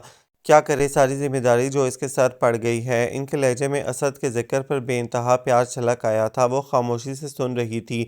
इनकी तरफ देखा, जी चाह रहा था कि वो असद की और बातें बताएं। इसके मुतालिक और भी कुछ जानने का इश्तियाक हो रहा था, और ये कैफियत पिछले चंद दिनों में इस शख्स की नफ़रत और बेकानगी ने पैदा की थी। جب کسی شخص کا ذکر دل کی دھڑکنوں کو بے اعتدال کر دے اور ذہنی سوچ کا رخ بدل دے تو اس طاقتور جذبے کو ایک ہی نام دیا جا سکتا ہے۔ شدید ترین نفرت بھی کبھی کبھی محبتوں میں بدلی ہے۔ جو لب بد دعا کرتے ہوں دعا گو کیسے ہو سکتے ہیں؟ دکھی دل دکھ دینے والے سے راحت پائے اور جسم جاں میں سرور بھر جائے۔ یہ سب کب ہوتا ہے، کیوں ہوتا ہے، کیسے ہوتا ہے؟ یہ سوال وہ خود سے کر کر کے تھک گئی تھی اور جواب صرف ایک ہی تھا، محبت۔ اسے اسد ملک سے محبت ہو گئی تھی اور یہ انکشاف کچھ ایسا آسان اور خوشگوار نہ تھا۔ اپنی ذات کی نفی، اپنے آپ کو ختم کر کے یہ اعتراف ہوا تھا۔ کدھر گم ہے دھیرانی؟ اسے مسلسل سوچوں میں غرق دیکھ کر انہوں نے پکارا تو وہ چونکی، پھر ان کی طرف دیکھ کر مسکرائی۔ یہ دھماکوں کی آواز کیسی ہے؟ پورا گاؤں دھماکوں اور فائرنگ سے گونج اٹھا تھا۔ مبارک ہو، مبارک ہو، چاروں طرف شور تھا۔ مبارک ہو دھیرانی، رمضان کا چاند نظر آ گیا ہے، صبح روزہ ہے۔ بیجی نے اسے گلے لگا کر پیار کیا، وہ بے انتہا خوش تھیں۔ بشیرہ فوراً اوپر آئی، بیجی صبح روزہ ہے؟ ہاں مبارک ہو، اللہ تعالیٰ ساتھ خیریت سے یہ مہینہ گزر جائے۔ چاند تو دکھاؤ مجھے، میں دعا مانگ لوں۔ انہوں نے آسمان پر نظر دوڑائی۔ وہ بیجی، وہ ادھر بجلی کے کھمبے کے اوپر شمال میں باریک سا نظر آ رہا ہے نا وہ؟ بشیرہ اشارے کر رہی تھی۔ اس نے بھی متلاشی نظریں دوڑائیں۔ ہاں ہاں نظر آ گیا، چلو دعا مانگو بیٹی، تم بھی دعا مانگو۔ انہوں نے کہہ کر ہاتھ اٹھائے تو اس نے بھی تقلید میں ہاتھ اٹھا دیے، مگر سمجھ میں نہیں آیا کیا دعا کرے۔ سب کچھ گڑبڑ ہو گیا تھا، کیا مانگے، کس کی محبت طلب کرے؟ وہ بے حد تنہا ہے۔ اس کی ماما جنہیں ساری عمر اس نے باپ کی جگہ بھی انہیں ہی سب کچھ مانا تھا، اور ان کی محبت کیا تھی؟ دولت کی خاطر انہوں نے اسے پال پوس کر جوان کیا تھا، اس کے ذریعے وہ کچھ لینا چاہتی تھیں جو ان کا حق نہیں تھا۔ یہ محبتوں کے مان روح فرسا انکشاف یوں جان کھینچ لیتے ہیں، سارا تنتنا غرور اور اکڑاہٹ نکل گئی تھی۔ دولت کا حصول اپنے خون کو نہیں دیکھتا۔ اس کی آنکھوں سے آنسو بہہ نکلے۔ رو رہی ہو بیٹی؟ ماں جی نے اسے پیار سے گلے لگایا۔ ان کے خیال میں ماں کی محبت یاد آ گئی ہوگی۔ آؤ نیچے چلیں، کھانا کھاتے ہیں، پھر گاؤں کی عورتیں آ جائیں گی نماز تراویح پڑھنے کو۔ وہ اسے لے کر ڈرائنگ روم میں آ گئیں اور اپنے ساتھ بے حد محبت سے کھانا کھلانے لگیں۔ اسد اندر آتے ہی ٹھٹک گیا۔ مبارک ہو ماں جی، رمضان کا مہینہ خیر مبارک پتر، اللہ ہمت اور توفیق دے۔ ماں جی آپ ایک دوسرے کو مبارکباد کیوں دے رہے ہیں؟ ایک نیا منتھ، مہینہ ہی تو شروع ہوا ہے۔ بیٹی یہ مہینہ سال کے 12 مہینوں میں سب سے افضل اور بابرکت ہے۔ اس مہینے میں قرآن پاک نازل ہوا، اللہ تعالیٰ کی خاص رحمتیں اور برکتیں نازل ہوتی ہیں۔ اس مہینے میں جتنی زیادہ عبادت کریں اچھا ہوتا ہے، کیونکہ زیادہ ثواب ملتا ہے۔ روزہ اللہ تعالیٰ کے لیے رکھا جاتا ہے، اللہ تعالیٰ اس کا اجر بھی خود دے گا۔ ماں جی چھڈو، کنوں دس رہے ہو؟ ماں جی چھوڑیں، کسے بتا رہی ہیں؟ اسد نے کہا اور طنزیہ اس سے دیکھا۔ بری گل ہے پتر۔ اس نے دونوں کو بغور دیکھا۔ بات اس کی سمجھ میں نہیں آئی، مگر اس کے متعلق ہی کی گئی تھی۔ وہ خاموشی سے اٹھنے لگی۔ میں اب سونا چاہوں گی، اس نے اطلاع دی۔ ٹھیک ہے جاؤ آرام کرو۔ انہوں نے اجازت تو دے دی، مگر اس کے جانے کے بعد کہا، پتہ نہیں اسے نماز وغیرہ بھی پڑھنا آتی ہے یا نہیں؟ ماں جی یہ انگلینڈ میں رہی ہے، اسے نماز وغیرہ نہ آتی ہے، نہ مذہب کا علم ہے، اور شاید یہ برا بھی مانے پوچھنے پر۔ مذہب سے لا علم وہ ہے، ہم نہیں، اور برا کیوں مانے گی؟ میں ضرور اسے اس کے دین کی طرف موڑ دوں گی۔ ایک لا علم کو محض اس لیے چھوڑ دینا کہ وہ برا مانے گا، دین کی تبلیغ نہ کی جائے۔ ماں جی کے جواب پر وہ خاموش ہو گیا۔ یہ بھولی بھالی ماں جی کیا جانے یہ لڑکی کتنی چالاک اور گھنی ہے، ماں سے کیسی منصوبہ سازی کر کے رہ رہی ہے۔ بابا آج اسے جائیداد میں سے حصہ دے دیں تو لمحہ بھی یہاں نہ رہے۔ لوگ کتنی خوبصورتی سے دھوکہ دیتے ہیں۔ وہ اس کے بارے میں جتنا سوچ رہا تھا نفرت بڑھ رہی تھی۔ رات اسے ٹھیک سے نیند نہیں آئی تھی۔ ایک تو وہ بیجی کی باتوں پر بہت سوچتی رہی تھی، دوسرے ماما بھی یاد آ رہی تھی۔ کتنے دن سے ماما کی کوئی اطلاع نہیں تھی، نہ اس نے خط لکھا تھا۔ ماما نے لکھا تھا کہ وہ 1 مہینے کے لیے کراچی اور پھر وہاں سے انگلینڈ جائیں گی، لہٰذا اس 1 ماہ میں وہ پوری کوشش کرے کہ جاوید جائیداد اس کے نام کر دے۔ جو ہی وہ جائیداد اس کے نام ہوئی وہ آ کر اسے خود لے جائیں گی، اور یہ بات اس کے دل کو تڑپا گئی تھی۔ ماما اکیلی اس کے بغیر واپس انگلینڈ جا رہی تھیں، اس سے ملنا بھی گوارا نہیں تھا، یہاں حویلی میں آنا نہیں چاہتی تھیں۔ بابا سے ناراضگی تھی تو اسے کہہ دیتی، وہ جیسے بھی ہوتا ضرور جاتی، اور اب تو جاوید ملک کی طرف سے بھی پوری اجازت تھی کہ وہ چاہے تو ماں سے مل لے، اور اگر جانا چاہے تو جا سکتی ہے، مگر یہاں آ کر اس مقام پر وہ جلد بازی میں کوئی فیصلہ نہیں کرنا چاہتی تھی۔ جہاں باپ کی گرم آغوش ملی تھی، بے انتہا محبت اور پیار، ماما کی ساری باتیں جھوٹ تھیں۔ وہ ماں جیسے عظیم رتبے کے قابل نہ تھیں۔ انہوں نے عمر بھر اسے باپ سے نفرت دلائی، ان کے خلاف کان بھرے، اور اب قدرت نے اسے باپ سے ملوایا تھا تو وہ حیرت زدہ بھی تھی اور صدمہ میں بھی۔ پتہ نہیں ماں باپ دونوں کی محبت میری قسمت میں کیوں نہیں؟ ماں ملی باپ نہ ملا، باپ ملا تو ماں دور تھی۔ اداسی اور تنہائی کی شدید لہر نے اپنی لپیٹ میں لے رکھا تھا۔ سر بوجھل ہو رہا تھا، قنوطیت کا شکار ہو رہی تھی، شدت سے دل چاہ رہا تھا خوب زور زور سے روئے، چیخ چیخ کر دل کی بھڑاس نکل جائے، بے چینی سی بے چینی تھی۔ دھی رانی اٹھ گئی ہو؟ ماں جی نے اندر جھانک کر اسے بیٹھے دیکھا تو مسکراتے ہوئے پوچھنے چلی آئیں۔ جی وہ جواباً مسکرا بھی نہ سکی۔ خیر ہے، طبیعت تو ٹھیک ہے نا؟ ماں جی بے حد نظر شناس تھیں۔ ٹھیک ہوں ہنوز، سنجیدہ جواب آیا۔ اچھا چلو آؤ ناشتہ تو کر لو، رات کو بھی تم نے ٹھیک سے نہیں کھایا۔ میں ماما کے پاس جانا چاہتی ہوں۔ وہ پھٹ پڑی۔ ارے ارے میری بیٹی، تو کس نے منع کیا ہے؟ چلی جانا، روتی کیوں ہو؟ وہ گھبرا کر چپ کرانے لگیں۔ آپ کے بیٹے نے، آپ کے ظالم اور جنگلی بیٹے نے اس سے زبردستی مجھے اغوا کیا، یہاں 2 ماہ قید کیے رکھا، مجھے باہر بھی نکلنے نہیں دیا، ماما سے بات نہیں کرنے دی۔ تم سب ظالم اور بے رحم ہو، مجھے ماما کے پاس جانا ہے۔ ماں جی حیرت سے منہ کھولے اس کی چیخو پکار سن رہی تھیں۔ اسد نے اغوا کیا؟ اسد ظالم جنگلی، ماں سے ملنے نہیں دیا؟ وہ کیا کہہ رہی تھی؟ تم کیا بول رہی ہو بیٹی؟ کس نے اغوا کیا؟ کون ظالم؟ تم تو، آپ کو جو بھی بتایا گیا جھوٹ بتایا گیا، مجھے قید کر رکھا تھا آپ کے بیٹے نے۔ میں تنگ آ گئی ہوں یہاں سے، مجھے جانا ہے، مجھے یہاں سے جانا ہے، مجھے کسی سے نہیں ملنا، ماما سے بھی نہیں، وہ مجھے بھول گئی ہیں، میں نے جانا ہے، میں جاؤں گی۔ وہ یکدم ہی جیسے پاگل ہو اٹھی تھی، چیختے ہوئے پلنگ سے اتری۔ اسد پتر اسے پکڑو! باہر سے آتے اسد نے حیرت سے یہ سارا تماشا دیکھا۔ آگے آگے وہ تھی بپھری ہوئی، حواس باختہ، نہ جانے کیا کیا بول رہی تھی، اور پیچھے پریشان ماں جی کی پکار۔ کیا ہوا؟ یہ سب کیا ہے؟ کہاں جا رہی ہو تم؟ اس نے باہر بھاگتی شازماں کو 2 قدموں میں جا لیا، اس کا بازو تھام کر سختی سے پوچھا، چھوڑ دو مجھے، جنگلی وحشی ظالم انسان، تم نے مجھے یہاں قید کیا ہوا ہے۔ ماں جی الگ یہ سارا تماشا دیکھ کر حیران تھی۔ ہوش کرو، کیوں پاگلوں جیسی باتیں کر رہی ہو؟ چلو اندر۔ نہیں جاؤں گی، میں اپنے گھر جاؤں گی، میں تمہیں مار دوں گی، میں تمہیں زندہ نہیں چھوڑوں گی۔ قمیص کا کالر اس کے وحشی ہاتھوں کی گرفت میں تھا، جیب اکھڑ کر لٹک گئی تھی، اور اس لمحے اسد کی برداشت جواب دے گئی۔ ایک زناٹے دار تھپڑ اس کے چہرے پر مارا، سارا جوش چیخو پکار ختم ہو گیا، جیسے بجلی کا بٹن دبا کر کسی کیسٹ پلیئر کو بند کر دیا جائے۔ حیرت زدہ سی وہ لہرائی اور پھر آگے پیچھے جھولتے ہوئے اس کے بازو پر ہی ٹھہر گئی۔ ہائے ہائے اسد، یہ کیا ہو گیا؟ یہ تو بے ہوش ہو گئی ہے۔ پتر تو نے اسے مارا؟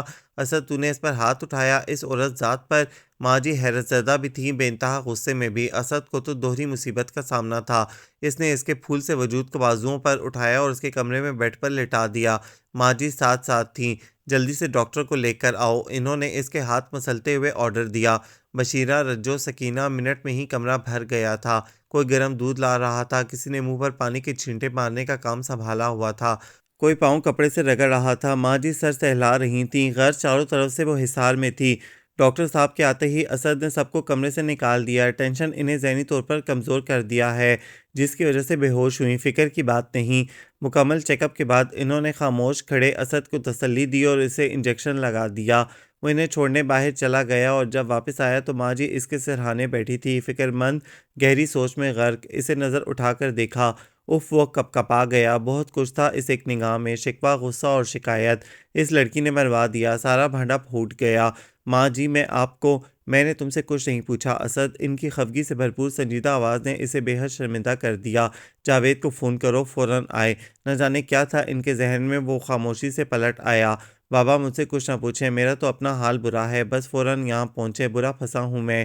اس نے جاوید ملک کو ساری بات بتا دی تھی۔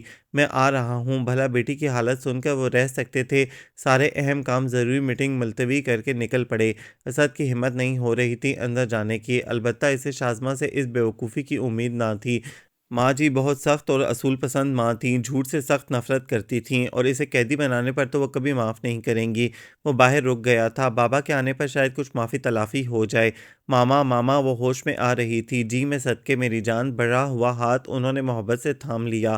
ماما میں وہ انہیں ماں سمجھتے ہوئے ان سے لپٹ رہی تھی، انہوں نے بھی اسے سینے میں سمیٹ لیا۔ ماما مجھے چھوڑ کر نہیں جانا، وہ ایک ہی بات کر رہی تھی، ابھی پوری طرح ہوش نہیں آیا۔ انہوں نے اسے خود سے چمٹا لیا اور وہ ان کی آغوش میں پھر سے غافل ہو گئی تھی۔ اتنا بڑا جھوٹ، ایسی گھٹیا اور نیچ حرکت! اس خاندان کے بزرگوں نے عورت کے احترام اور تقدس میں جانیں گنوا دی، اور تم نے مجھے عرش سے فرش پر پٹخ دیا ہے پتر۔ آج میں پہلی دفعہ زندگی میں شرمندگی سے نظر جھکانے پر مجبور ہوئی ہوں۔ میرا کلیجہ دہل گیا، اتنا گر سکتا ہے میرا پتر؟ میرا مان سب خاک میں مل گیا۔ ماں جی کا جلال تھا یا ہزاروں پہاڑ اس کے سر پر ریزہ ریزہ ہو رہے تھے، ایک ایک لفظ اسے پاتال کی گہرائیوں میں اتارتا چلا گیا۔ عمر بھر کی خدمت اور سعادت مندی آج رول گئی تھی، اور اس لڑکی کی وجہ سے ماں کی آنکھوں میں آنسو تھے۔ भाभी जी, खुदा के लिए क्या हो गया है आपको? खुद को संभालें। मैंने इससे कहा था कि शाज़मा को हवेली ले जाए। आप जो कहना चाहें मुझे कह लें, इसे यूँ न कहें। जावेद मलिक को वो अपनी जान से बढ़कर प्यारा था, भला इसे यूँ शर्मिंदा और ज़लील होता देख सकते थे। गहरे दुख और मलाल में सर झुकाए बैठा था। जावेद, तुमने या इसने, जिसने भी ये काम किया, बहुत बुरा किया। मैं इस लड़की के सामने आँख उठा नहीं सकूंगी। ज़बरदस्ती की मोहब्बतें दुख देकर हासिल करके झोली भरना चाहते हो, सुखी रह सकोगे? वो इनसे भी नाराज़ होकर चली गई थीं और इनकी बात जावेद मलिक को तड़पा गई। एक नज़र असद को देखा। कड़ियल बहादुर और जवान इस वक्त सर झुकाए बेहद शर्मिंदा और मलूल था, और ज़िल्लत की वजह वो थे। सॉरी बेटा, इन्होंने इसके कंधे पर हाथ रखकर शर्मिंदगी से कहा। ना बाबा साईं, माफ़ी तो मुझे मांगनी है। मेरी वजह से आपको माँ जी ने बुरा भला कहा। हालांकि ज़िंदगी भर वो आपकी शफ़क़त, मोहब्बत और इंसाफ पसंदी के गुण गाती आई हैं, और अब इससे मज़ीद बोला भी नहीं गया। भराए हुए लहजे में वो बात अधूरी छोड़कर बाहर निकल गया। जावेद मलिक बहुत देर तक पुरसोच अंदाज में बैठे रहे, फिर शाज़मा के कमरे में चले आए। वो जाग रही थी, तकिए पर सर रखे खुली आंखों से छत को घूरे जा रही थी। वो अंदर दाखिल हुए। क्या हो रहा है बेटी? इन्होंने मुतवज्जा किया। कुछ नहीं बाबा, आप आएँ। वो उठ बैठी, पाँव समेटकर अपने करीब जगह बनाई।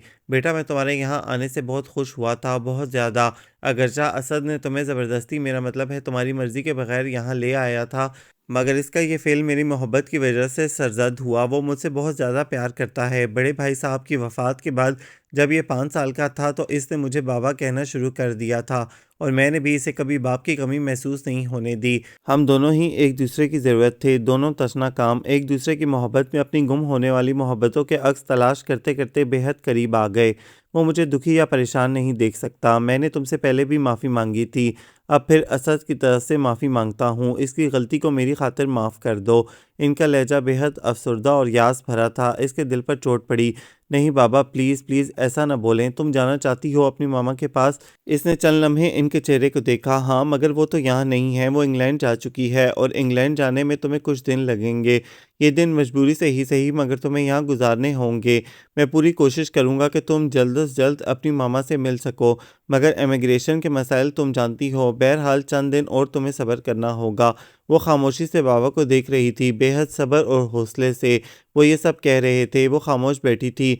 मैं सुबह जा रहा हूँ वापस, अगले हफ्ते ज़्यादा छुट्टी लेकर आऊँगा, फिर तुम्हारे पास जी भर कर रहूँगा। इसके बाद तो शायद वक्त ही ना मिले, इन्होंने होले से मुस्कुराकर कहा था, मगर इस मुस्कुराहट में कितनी हसरतें, कितनी तन्हाइयाँ और उदासियाँ थीं, वो बखूबी महसूस कर रही थी।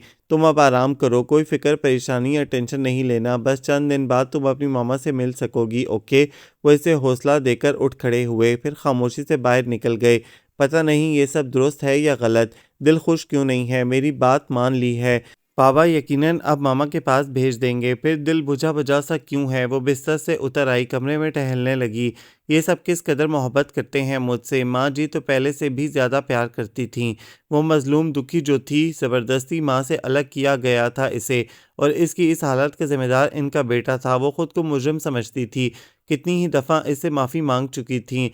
असद से तो बाकायदा नाराज़गी चल रही थी। मेरी भोली माँ, अगर इस मासूम सूरत के करतूत बता दूँ तो आपके दिल पर क्या गुजरेगी? वो औरत यूं ही इंग्लैंड वापस नहीं गई। इसे यहाँ से कुछ न कुछ मिलने की आस थी। बेटी को छोड़ा भी इसीलिए होगा। हिस्सा लिए बगैर कैसे जाएगी? वो ये सब माँ से नहीं कह सकता था। इसकी पोजीशन सख्त ख़राब हो गई थी। इतने दिनों की नाराज़गी के बाद वो आज सुबह सुबह माँ जी के कदमों में बैठ गया। कब तक इनकी खफगी बर्दाश्त करता? वो तो सलाम का जवाब भी महज सर हिला के देती थीं। माँ जी, कैसे माफ़ी मांगूँ कि आप मेरी गलती को माफ़ कर दें? मैं और बर्दाश्त नहीं कर सकता। आपकी नाराज़गी, आपकी खफगी मेरे लिए सुहाने रूह है। बेजी, प्लीज़ मुझे जितना चाहे मार लें, मुझसे खफा ना हो। इनके कदमों में वो सर झुकाए सिसक रहा था। माँ जी के कलेजे पर हाथ पड़ा। लाडला इकलौता बेटा यूं रो रहा था। इसे तो इन्होंने कभी फूल की छड़ी से भी नहीं मारा था। हाँ, तरबियत ही ऐसे की थी कि कभी कोई शिकायत नहीं मिली। जवान हुआ था तो कितने ही दिलों की धड़कन था। बहुत से कदम इसकी तरफ बढ़े, मगर वो डगमगाया नहीं, लग्ज़श नहीं आने दी कदमों में।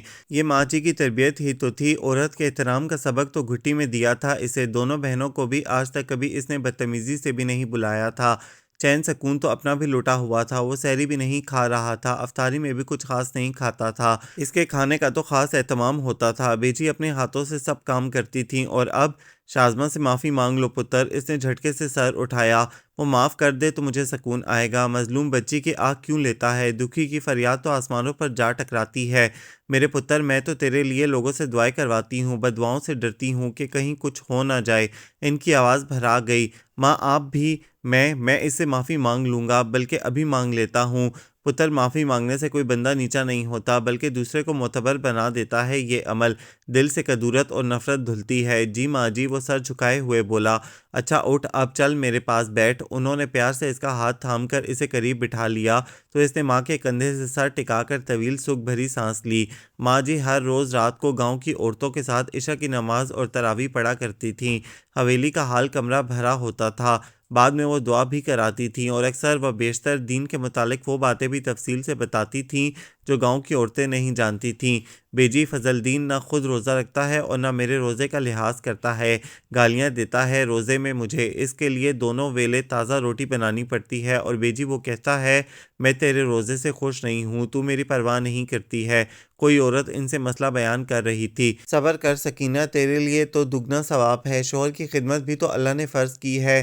وہ اگر اپنے جذبات پر قابو نہیں پا سکتا تو اللہ اسے صبر اور تحمل دے، اور ہاں اسے میرے پاس بھی بھیجنا، میں سمجھاؤں گی۔ اتنی نیک اور خدمت گزار بیوی کو تنگ کرتا ہے، بد نصیب کہیں کا۔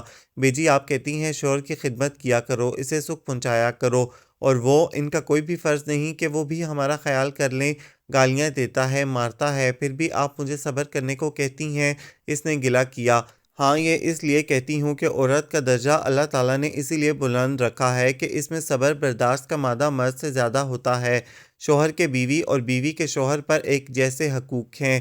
اگر کوئی اپنی بیوی کی عزت نہیں کرتا، اسے دکھ دیتا ہے تو وہ گنہگار بھی اور ظالم بھی، پکڑ دونوں کی ہوگی۔ مرد کو اس کے برد ہونے کی چھوٹ نہیں ملے گی۔ بیجی سر میں بہت درد ہے، دم کر دیں۔ ایک اور عورت نے سر تھام کر ان کے پاس بیٹھتے ہوئے کہا۔ اچھا بیجی اب اجازت دیں، چلتے ہیں، رات بڑھ رہی ہے۔ کچھ عورتیں اٹھی تو ایک ایک کر کے سب ہی جانے لگیں۔ حال کمرہ خالی ہو گیا تھا۔ وہ اندر چلی آئی۔ آؤ بیٹی، سوئی نہیں ہو؟ نہیں، نیند نہیں آ رہی تھی۔ وہ نیچے ہی ان کے قریب بیٹھ گئی۔ ماں سے بات ہوئی تمہاری؟ نہیں ماما تو ہفتہ بھر کے لیے برمنگھم اپنی دوست کے ہاں گئی ہیں۔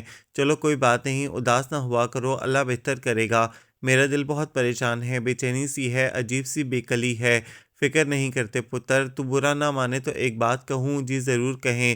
پتر تو نماز پڑھا کر، اللہ کی عبادت میں جو سکون ملتا ہے وہ کسی کام میں حاصل نہیں ہوتا۔ خدا کو یاد کرو، وہ بھی تمہیں یاد کرے گا۔ وہ کچھ دیر خاموش رہی۔ مجھے نماز صحیح طرح پڑھنی آتی نہیں، ایک دفعہ لندن میں ایک پاکستانی فیملی سے سیکھی تھی، پھر پڑھی نہیں تو کچھ بھول گئی ہوں۔ میں سکھا دوں گی پتر، دین میں سیکھنے پر کوئی عمر کی پابندی نہیں ہے۔ تم ایک قدم خدا کی طرف چلو، اللہ 10 قدم تمہاری طرف چل کر آئے گا۔ ایک بار ہاتھ اٹھا کر دیکھو، مانگ کے دیکھو، دنیا کے خالق و مالک سے وہ مالا مال کر دے گا۔ آپ بہت اچھی باتیں کرتی ہیں، میں روزانہ یہاں آ جایا کروں۔ سو بسم اللہ پتر، اللہ تمہیں دین سمجھنے اور سیکھنے کی توفیق دے، ضرور آیا کرو، نماز سیکھو، قرآن پڑھا کرو۔ مسلمان بچی ہو، تمہیں قرآن پڑھنا تو ضرور آنا چاہیے۔ جی میں آپ سے پڑھوں گی۔ ہاں جتنے دن تم یہاں ہو ضرور مجھ سے سبق لے لیا کرو، نماز تو سیکھ کر ہی جانا۔ اس کی جدائی کا خیال انہیں اداس کر گیا۔ ماں جی آپ آرام کریں، میں یہاں بیٹھوں گی۔ اسے آرام سے بیٹھا دیکھ کر وہ اٹھ گئیں۔ شاید تنہائی چاہتی ہے، وہ وہاں ہی بیٹھی تھی۔ اسے یہاں بے حد سکون مل رہا تھا، بہت روح پرور ماحول تھا۔ اسے بے حد شرمندگی محسوس ہوئی تھی۔ وہ مسلمان تھی مگر مسلمان ہونے کے باوجود نماز اور قرآن پڑھنا نہیں آتا تھا۔ ماما نے کبھی اسے اس طرح نہیں کہا تھا، نہ سکھایا تھا۔ اسے تو نماز پڑھنی آتی تھی، نہ ضرورت محسوس کی۔ اردو اس نے شوق سے ایک ہمسایہ پاکستانی فیملی سے سیکھی تھی۔ اسد نماز پڑھ کر آیا تو ہال میں اسے تنہا بیٹھے دیکھ کر ٹھٹک گیا۔ موقع اچھا ہے، وہ اس سے معافی مانگنے کا موقع ڈھونڈ رہا تھا، مگر وہ کمرے سے بہت کم نکلتی تھی اور خود اس کے کمرے میں جانا اسے اپنی توہین لگتا تھا۔ صرف ماں جی کی خاطر معافی مانگ رہا ہوں، ورنہ اس لڑکی کے کرتوت تو ایسے ہیں کہ مار مار کر بھرکس نکال دوں۔ خود سے الجھتا وہ کچھ دیر آگے بڑھنے کا حوصلہ پکڑتا رہا۔ آئی ایم سوری مس شازمہ، اس نے حیرت سے اسے دیکھا۔ آج کتنے ہی دنوں بعد اس واقعے کے بعد وہ اس کے پاس آیا تھا، اس سے مخاطب تھا۔ Sorry for what? میں آپ کو زبردستی آپ کی مرضی کے خلاف یہاں لے آیا تھا، میری وجہ سے آپ کو بہت تکلیف ہوئی، معافی چاہتا ہوں۔ وہ کچھ بھی نہ بول سکی، بس خاموشی سے اسے دیکھتی رہی۔ اسد نے ایک نظر اس پر ڈالی، پھر پلٹ گیا۔ تو غلطی کا احساس ہو گیا ہے اسے، گڈ، یہ تو اچھا بندہ ہے، پتھر دل نہیں، سوری کر رہا ہے۔ इसे अजीब सी खुशी और तमानियत महसूस हुई। सारी कोफ्त और बेचैनी उड़न छू हो गई थी। मुस्कुराते हुए वहाँ से उठी और बाहर आ गई। बाहर बहुत देर तक टहलती रही। हालांकि खासी ठंड थी मगर इसे यूं फिरना अच्छा लग रहा था। चारों तरफ घुप अंधेरा था। गांव में लोग बहुत जल्द सो जाते हैं और रोज़ों में शाम को तो मस्जिदों से खूब अजानों और तिलावत की आवाज़ आती है, मगर रात को खामोशी छा जाती है। तो क्या मेरी बेचैनी, घबराहट और उदासी सिर्फ इस बंदे के चोरी करने से ख़त्म हो गई है? इसने खुद से हैरत ज़दा सवाल किया। नहीं शाज़मा, इस बंदे ने बात की और तुम सब कुछ भुलाकर खुश हो गई। वो तो बेहद जालिम और तुम्हारा मुजरिम है। ना ज़बरदस्ती यहाँ लाता और ना आज तुम मामा से दूर होती। नहीं, वो मुजरिम नहीं। इसकी वजह से तो मैं आज मामा की असलियत जान पाई हूँ, बाप के प्यार को हासिल कर सकी हूँ। और ख़ुद वो भी तो मुझे अच्छा लगता है। आखिरी बात पर वो चौंकी। वो वाकई तमाम तर जुल्म और बदतमीज़ी के बावजूद मुझे अच्छा लगता है। इस एतराफ़ ने इसके रुए रुए में एक अजीब सा नशा तरंग भर दी थी।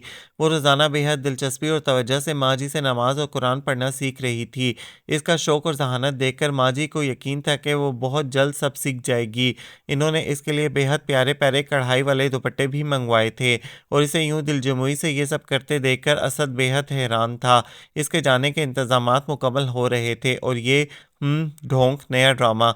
नेक परवीन बनकर हमदर्दी बटोरना चाहती है। यहाँ से जाकर सब भूल जाएगी। दोबारा कहाँ और किसने ये सब याद रखना है? वो तंज से सोचता हुआ अपने कमरे में चला गया। बेजी ने इसके लिए बेहद प्यारे सूट सिलवाए थे, दुपट्टों समेत। ईद के लिए भी जोड़ा तैयार करवाया था। हालांकि इसे ईद से पहले ही चले जाना था। जावेद साहब का फ़ोन आया था तो पता चला था रमज़ान का आखिरी अशरा चल रहा था और इन ताक रातों में बेजी सारी सारी रात इबादत करती थीं। इनके साथ गांव की और औरतें भी होती थीं। वह हैरान होती, सारी सारी रात नमाज़ें पढ़ते हैं, कुरान पढ़ते हैं, थकते नहीं ये लोग। ज़िंदगी में पहली बार इसने ये सब देखा था। क्या यहाँ तमाम गांव में ऐसा होता है? इसने बशीरा से पूछा। ना बीबी जी, ये तो हमारे गांव की खुशबख्ती है जी कि बीजी जैसी नेक हस्ती हमें नसीब है। बेजी ने गांव की जाहिल और अनपढ़ औरतों को दीन की रोशनी अता की है, हज़ारों को कुरान पढ़ाया है। ये सब जो दिन भर लड़ती थीं, एक दूसरे को गालियां देती थीं, खावंदों से बदकलामी करती थीं, इन्हें बुरा भला कहती थीं, बेजी की बातों से सुधर गई हैं। अब पिंड के किसी घर में कोई मर्द औरत को नहीं मारता, ना इसे घर से निकालने की धमकियां देता है। औरतें भी इत्तेफाक और सलूक से रहती हैं, खावंदों की इज्जत करती हैं। सबको बेजी ने सीधा कर दिया है। हर इतवार को बेजी दर्स देती हैं, सबके मसले सुनती हैं, हल करती हैं, माली मदद भी करती हैं। अल्लाह ताला इन्हें इस नेक काम का सिला देगा। हम तो दुआएं ही दे सकते हैं। सारा पिंड इनके लिए दुआ करता है। अब तो दूसरे पिंडों से औरतें दर्स सुनने आती हैं। बड़ी जहालत है जी हमारे यहाँ, और किसी को भी नहीं पता कि इस्लाम हमें क्या सिखाता है, ज़िंदगी गुजारने के कौन से असूल हैं। ये सब बेजी बताती हैं। अल्लाह भला करे इनका, सबको नमाजी बना दिया है। पर्दा भी करती हैं औरतें अब तो, वरना इस पिंड की बेहयाई और बेशर्मी तो मशहूर थी। वाकई बशीरा, वो लोग जो दूसरों को सीधा रास्ता बताएं बहुत अजीम और काबिल एहतराम होते हैं। इसके दिल में बेजी की इज़्ज़त और बढ़ गई थी। इसी शाम को जावेद मलिक का फ़ोन आ गया। बशीरा ने इसे बाबा के फ़ोन की इत्तला दी। अस्सलाम वालेकुम बाबा। वालेकुम सलाम मेरी जान, कैसी हो बेटा? इनके लहजे में प्यार का समंदर था। मैं ठीक हूँ, आप सुनाएं? हाँ सुनाता हूँ खुशखबरी, तुम्हारे इंग्लैंड जाने का इंतज़ाम हो गया है। वीज़ा स्टैंप होने के लिए दे दिया है, 1-2 दिन तक मिल जाएगा। तुम तैयारी कर रखो, 1 हफ्ते में ही इंग्लैंड चली जाओगी। वो बता रहे थे, बाबा आपसे एक बात कहनी थी मुझे। इसने कुछ तौक़ुफ़ करके कहा। हाँ बोलो बेटा। बाबा मुझे अपना हिस्सा चाहिए जायदाद में से। कोई शदीद इलेक्ट्रिक शॉक भी इन्हें तकलीफ़ ना पहुंचाता, ऐसी अजियत ना होती जो इसकी बात से जावेद मलिक को हुई थी। चंद लम्हों को तो वो साकित रह गए थे और कुछ मुख्तलिफ कैफियत इनसे असद की भी ना थी। जिसने कमरे में दाखिल होते हुए इसका फ़िक्रा सुना था, कदम थम गए थे। जायदाद का हिस्सा, वो खुद कलामी कर रहे थे। ये तुम्हारी ख्वाहिश है बेटा? इन्होंने पूछा तो वो कुछ लम्हों को बोल ही नहीं सकी। जी बाबा। ओके, जाने से पहले कागजात आपको मिल जाएंगे। Anything for you want? और कोई चीज़ जो तुम चाहती हो? No Baba thank you. Okay बेटा, खुदा हाफिज़, फिर फ़ोन करूँगा। रिसीवर रख कर वो वहीं बैठ गई। बाबा की बात पर इसे शदीद हैरत थी। बाबा ने इतनी आसानी से मान लिया, वो जायदाद में से मुझे हिस्सा देंगे। इन्हें मुझसे इतना प्यार है। मैं जा रही हूँ इनके पास से, फिर भी वो मुझे इतना बहुत कुछ देंगे। इसका जहन बहुत कुछ सोच रहा था। एक तरफ बाप था, इसकी बेतहाशा बेगर्ज मोहब्बत थी, किसी लालच के बगैर। दूसरी तरफ माँ थी, जो मोहब्बत तो करती थी मगर बेगर्ज ना थी। इसे एक राह का इंतखाब करना था, एक रास्ते का जिस पर चलकर वो अपनी शनाख्त आप कर सके, خود کو پہچانے، اپنی عزت اور احترام کروا سکے۔ رات کو ماما کا بھی فون آ گیا تو وہ حیران ہو گئی۔ شازمہ کیسی ہو مائی سویٹ چائلڈ؟ فائن ماما، آپ نے اتنے دن بعد فون کیا۔ ہاں میں برمنگھم ریٹا کے ہاں گئی تھی، کیا کروں، خرچ بھی تو پورا کرنا ہے نا۔ میری جاب یہاں ختم ہو گئی ہے، جاب تلاش کر رہی ہوں، فی الحال ریٹا کے ساتھ ہوں۔ تم سناؤ کیا کیا، کچھ بنا کام کا؟ نو ماما، بابا کہتے ہیں میں تمہیں جائیداد میں سے کچھ نہیں دوں گا، میں تمہارا خرچ بھجواتا رہا ہوں۔ اس نے قطعی جھوٹ بولا۔ واٹ بکواس کرتا ہے وہ، اس طرح وہ لاکھوں روپے بچا لے گا۔ جو تمہارا حق ہے وہ تمہیں ضرور لینا ہے، چھین کر لے لو، بار بار مطالبہ کرو، پیار محبت سے دھمکی دے کر دیکھو، کسی طرح بھی نکلواؤ، اپنا حصہ ضرور لو۔ دیکھو سویٹ ہارٹ، یہاں کے حالات کو تم جانتی ہو، ہم کیسے گزارا کریں گے؟ تمہارے ماموں کی بھی ڈیتھ ہو گئی ہے، کوئی مدد کرنے والا نہیں، کہاں جائیں گے؟ کیا ہاتھ پھیلا کر بھیک مانگیں گے؟ اپنا حق کیوں نہ لیں؟ اچھی زندگی گزارنا ہمارا بھی حق ہے۔ نو ماما، جائیداد میں سے کچھ نہیں لینا مجھے، بس میں جاب کر لوں گی، کوئی کام کر لوں گی، ڈش واشنگ کر لوں گی، مگر یہاں سے کچھ نہیں لوں گی۔ ڈونٹ وری ماما، اس نے تسلی دی۔ ایڈیٹ، پاگل ہو تم، جذبات میں آ کر غلط سلط مت بولو، اپنا حصہ تم نے لینا ہے، تمہارا حق ہے۔ تم کیا کرو گی یہاں آ کر، میں جانتی ہوں تمہیں، اور یہ سوچ لو تم نے ہر حال میں یہ کام کرنا ہے۔ رک جاؤ کچھ وقت اور، حصہ لے کر آنا، انہوں نے آرڈر دیا تھا، اور اگر حصہ نہ ملا تو وہ ہر طرح سے تسلی کرنا چاہتی تھی۔ کیسے نہیں ملے گا؟ جاوید اتنا بے رحم اور ظالم نہیں ہے، ساری عمر تو بیٹی سے ملنے کو تڑپنے میں گزار دی اس نے، اب بیٹی کو حصہ بھی نہیں دے سکتا؟ کون اس کا وارث ہے جسے وہ ساری زمین جائیداد دے گا؟ شادی تو کی نہیں، ہاں وہ اسد ملک اس کا بھتیجا ہے، بہت لاڈ کرتا ہے اس سے، بیٹا بنایا ہوا ہے، مگر تم اپنا حق کسی اور کو نہیں دو گی چندہ۔ پیار سے اور محبت سے کام لو، جاوید تم سے بہت محبت کرتا ہے، وہ محض ضد کر رہا ہے، شاید تمہیں اس طرح روکنا چاہتا ہے، اس لیے تاثر دو کہ تم ہمیشہ اس کے پاس رہو گی، جائیداد تمہارے نام لکھ دے، تم فوراً چلی آنا، کیا کر لے گا وہ بعد میں۔ اس کے کانوں میں کوئی سیسا اڈیل رہا تھا، ایک عورت اپنے شوہر سے بدلہ لینے کی خاطر اپنی بیٹی کو فراڈ سکھا رہی تھی، دھوکے کے داؤ پیچ بتا رہی تھی۔ لالچ اتنا اندھا ہوتا ہے، دولت خون کو سفید کر دیتی ہے۔ وہ اس قدر ٹوٹ کر روئی تھی کہ جیسے سارے سالوں کی تشنگی اور محرومی کو بہا دینا چاہتی ہو، اور ادھر جاوید ملک تھے، اس سے سچی محبت کرنے والے، کتنے خوش اور مطمئن تھے اس کے قریب ہونے سے۔ جب اس نے واپسی کی بات کی تھی تو کیسے پریشان اور مضطرب ہو گئے تھے، مگر اس کی خواہشوں کے احترام میں ہر بات قبول کر لی تھی، اور اب فیصلہ اس کے ہاتھ میں تھا۔ جائیداد لے کر ماں کے پاس اس معاشرے میں چلی جاتی جہاں عزت، احترام، محبت اور حیا کے سارے سبق جھوٹے تھے، جہاں غلامی تھی، احساس محرومی تھا، بے حیائی تھی اور محبت جھوٹ، نام نہاد اور دکھاوا تھی۔ میری جڑیں اس وطن سے ہیں، میری مٹی اس پاک مٹی سے بنی ہے، میری عزت، میری حیا، محبت سب یہاں ہے، اور میں بیجی سے نماز سیکھ چکی ہوں، قرآن پڑھ رہی ہوں، وہاں یہ سب بھول جاؤں گی، اور پھر میری دنیا کی طرح آخرت بھی عبرتناک ہوگی۔ 2 دن سے شدید جنگ اس کے اندر جاری تھی۔ نہیں نہیں، اب کوئی بھی فیصلہ جلد بازی میں نہیں کرنا۔ اس نے دعا کے لیے ہاتھ اٹھائے۔ اے اللہ، میں تیری گنہگار ہوں، تیری عاجز بندی ہوں، مجھے معاف کر دے، مجھے سیدھی راہ دکھا، مجھے صحیح فیصلہ کرنے کی قوت دے، میں تیری طرف چل رہی ہوں، مجھے تھام لے، میری عبادت قبول فرما۔ وہ رو رو کر فریاد کرنا تھی۔ فیصلے کا وقت آ گیا تھا۔ جاوید ملک کا فون آنے والا تھا، انہوں نے اسے روانگی کا وقت بتایا تھا۔ وہ سر جھکائے دونوں ہاتھوں سے چہرہ ڈھانپے رو رہی تھی۔ کچھ دیر کو اسے یوں لگا جیسے اس کا وجود غائب ہو گیا ہے، بے حد ہلکا پھلکا، وہ بے وزن اور دنیا سے کٹ گئی ہے، صرف ہونٹ ہل رہے تھے، دل سے دعائیں بلند ہو رہی تھیں، بی بی جی، بی بی جی۔ بشیرہ اسے اس طرح روتے ہوئے دیکھ کر گھبرا گئی تھی، اسے کندھوں سے پکڑ کر ہلایا، وہ چونک کر واپس حال میں آئی، بغور اطراف میں دیکھا۔ بی بی جی، کیا ہوا، آپ رو کیوں رہی ہو؟ آؤ، آپ کے ابو کا فون آیا ہے، جلدی سے سن لو۔ بابا کا فون؟ وہ بڑبڑائی۔ ہاں جی، آپ چلو، میں مسلح اٹھاتی ہوں۔ وہ اٹھ کر فون سٹینڈ کے پاس آ گئی۔ ہیلو، بھیگی بھیگی روئی ہوئی آواز تھی۔ ہیلو شازی بیٹا، آر یو آل رائٹ؟ کیا ہوا؟ انہوں نے لمحوں میں اس کی آواز سے پہچان لیا کہ وہ روئی تھی۔ جی بابا، آپ بولیں، اس نے لہجے کو پرشاش بنایا۔ بیٹا، کل صبح آپ یہاں آ جائیں، کیونکہ کل رات کی آپ کی فلائٹ کنفرم ہو گئی ہے، اسد کے ساتھ آ جانا۔ وہ اتنی بڑی اطلاع سن کر بھی گمسم تھی۔ کچھ عرصہ پہلے یہ خبر ملی ہوتی تو شاید وہ اپنی آزادی کے خیال سے بے انتہا خوش ہوتی، مگر لا علمی اور بے خبری اب نہ تھی، ساری صورتحال معلوم ہو چکی تھی۔ ہیلو شازی بیٹا، کیا ہوا؟ آپ چپ ہو، کیا ہوا ہے؟ خوش نہیں ہوئی؟ آپ کی خواہش پوری ہو رہی ہے، آپ کل رات کو؟ بابا، میں کہیں نہیں جا رہی ہوں، جان کنی کا عذاب گزر گیا تھا، بے حد اطمینان اور سکون اتر آیا تھا اندر۔ کیا کیا کہا؟ جاوید ملک کو حیرت کا جھٹکا لگا۔ میں یہاں آپ کے پاس ہی رہوں گی، میں کہیں نہیں جاؤں گی، آپ سیٹ کینسل کروا دیں۔ اس کے لہجے میں اعتماد اور اطمینان بے حد واضح تھا۔ شاذمہ، تم سوچ سمجھ کر کہہ رہی ہو، یہ جذباتی فیصلہ؟ جذباتی اور جلد بازی کچھ نہیں بابا، بہت سوچ سمجھ کر اور پرکھ کر فیصلہ کیا ہے۔ مجھے کچھ نہیں چاہیے، نہ جائیداد، نہ دولت، نہ روپیہ پیسہ، بس میں آپ کی محبت، آپ کی چھاؤں میں رہنا چاہتی ہوں۔ بابا مجھے محبت اور پیار دیں گے نا؟ اس نے اتنی حسرت سے کہا تھا کہ جاوید ملک کا دل مٹھی میں آ گیا۔ دل چاہا اڑ کر جائے اور اپنی بیٹی کو سینے سے لگا کر سردیوں کی پیاس بجھا لے۔ میں آ رہا ہوں، میں ابھی آ رہا ہوں بیٹا۔ انہوں نے ریسیور رکھ کر خوشی سے نعرہ مارا اور سجدہ ریز ہو گئے۔ خدا کتنا مہربان اور رحیم ہے، ان کی بیٹی نے ان کی محبت کو پکارا تھا۔ سارے پروگرام کینسل کر کے وہ فوراً روانہ ہو گئے۔ ارے بشیرہ، یہ کیا کر رہی ہو؟ وہ بے حد مسرور ہلکی پھلکی سی ہو کر باہر آئی تو بشیرہ کو ایک بڑے مٹی کے پیالے میں ہری ہری مٹی گوندھتے دیکھ کر حیرت سے بولی، یہ مہندی ہے جی، پرسوں عید ہے نا، سب ہاتھوں پر لگائیں گے۔ مہندی؟ اتنی زیادہ؟ زیادہ کہاں، سارے پنڈ کی بچیاں بیجی کے پاس عید کی رات کو آتی ہیں مبارکباد دینے، تو سب کو یہاں سے مہندی لگانے کو دی جاتی ہے۔ اچھا، تو کیا عید پر مہندی لگانا ضروری ہوتا ہے؟ ہاں جی، بہت ضروری۔ دیکھو نا، عید پر مہندی، چوڑیاں اور پراندے کے بغیر کیا مزہ۔ لال لال ہتھیلیوں سے تو میٹھی سوئیاں کھانے کا مزہ ہی اور ہوتا ہے۔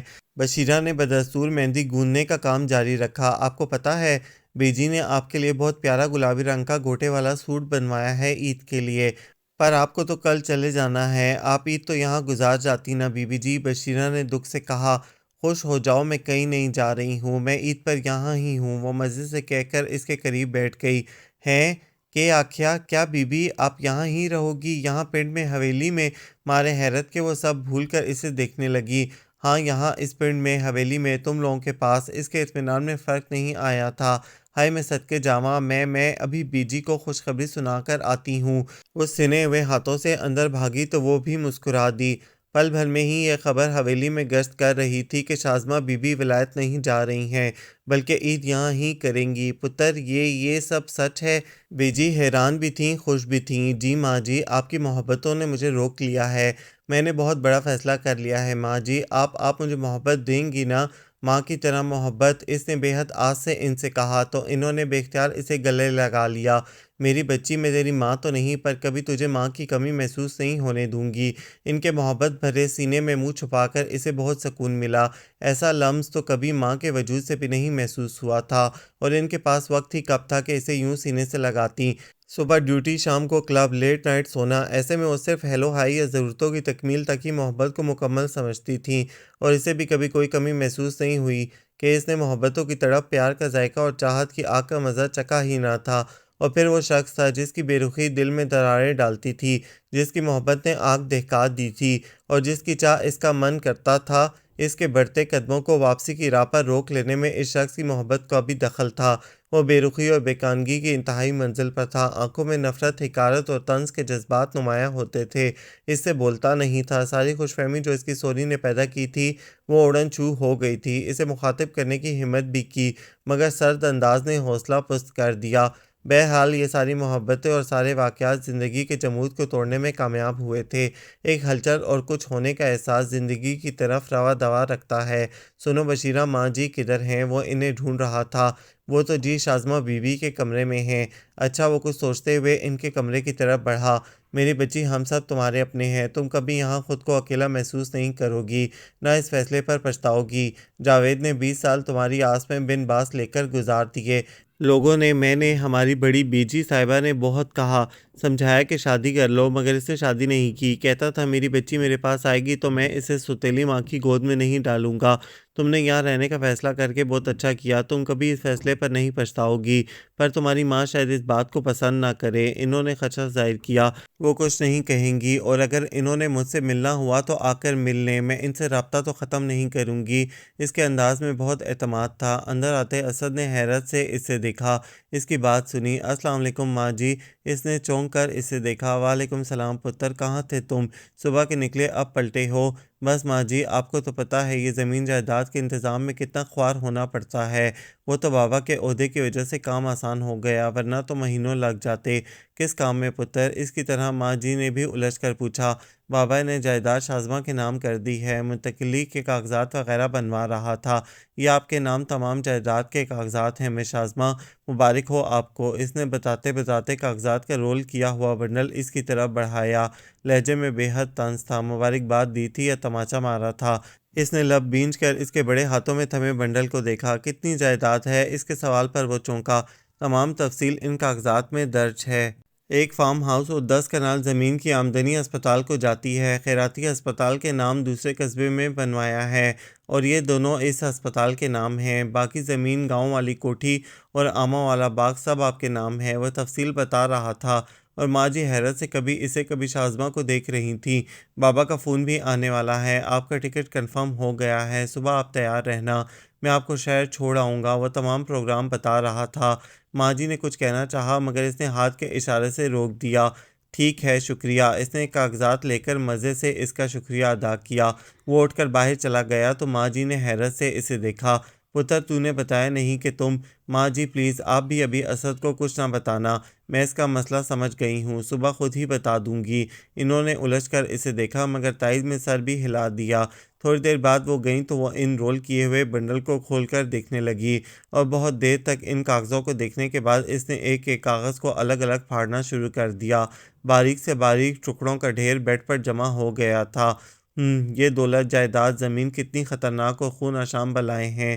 اپنوں کی محبت کو کھا جاتی ہیں، خلوص اور پیار کی دشمن ہیں۔ ان کا وجود مٹا دوں گی، نفرت ہے مجھے ان سے، نفرت۔ اس نے باریک ٹکڑوں کو ہوا میں بکھیر دیا اور یوں شانت ہو گئی جیسے بہت بڑا بوجھ سا اتر گیا ہو۔ صبح کافی دیر تک جب وہ اندر سے نہیں نکلی تو اس نے بشیرہ کو روکا۔ بشیرہ، بی بی کو بلاؤ، بہت وقت ہو گیا ہے۔ وہ گاڑی سے ٹیک لگائے تیار کھڑا تھا۔ بابا کے آنے پر اسے کافی حیرت تھی۔ کل تو اسے کہا تھا کہ شازمہ کو لے کر آ جانا اور آج خود ہی آ گئے تھے۔ بی بی جی کو کیوں بلاؤں؟ جی انہوں نے کہیں جانا ہے کیا؟ اوہو بھئی، انہیں شہر جانا ہے، وہ جا رہی ہیں انگلینڈ۔ ہاں ہاں، وہ منہ پھاڑ کر ہنسی۔ اسد نے غصے سے گھورا۔ واہ ملک جی، آپ کو تو خبر ہی نہیں، وہ تو اب یہیں رہیں گی، اس پنڈ میں، اس حویلی میں، اس جگہ ہی۔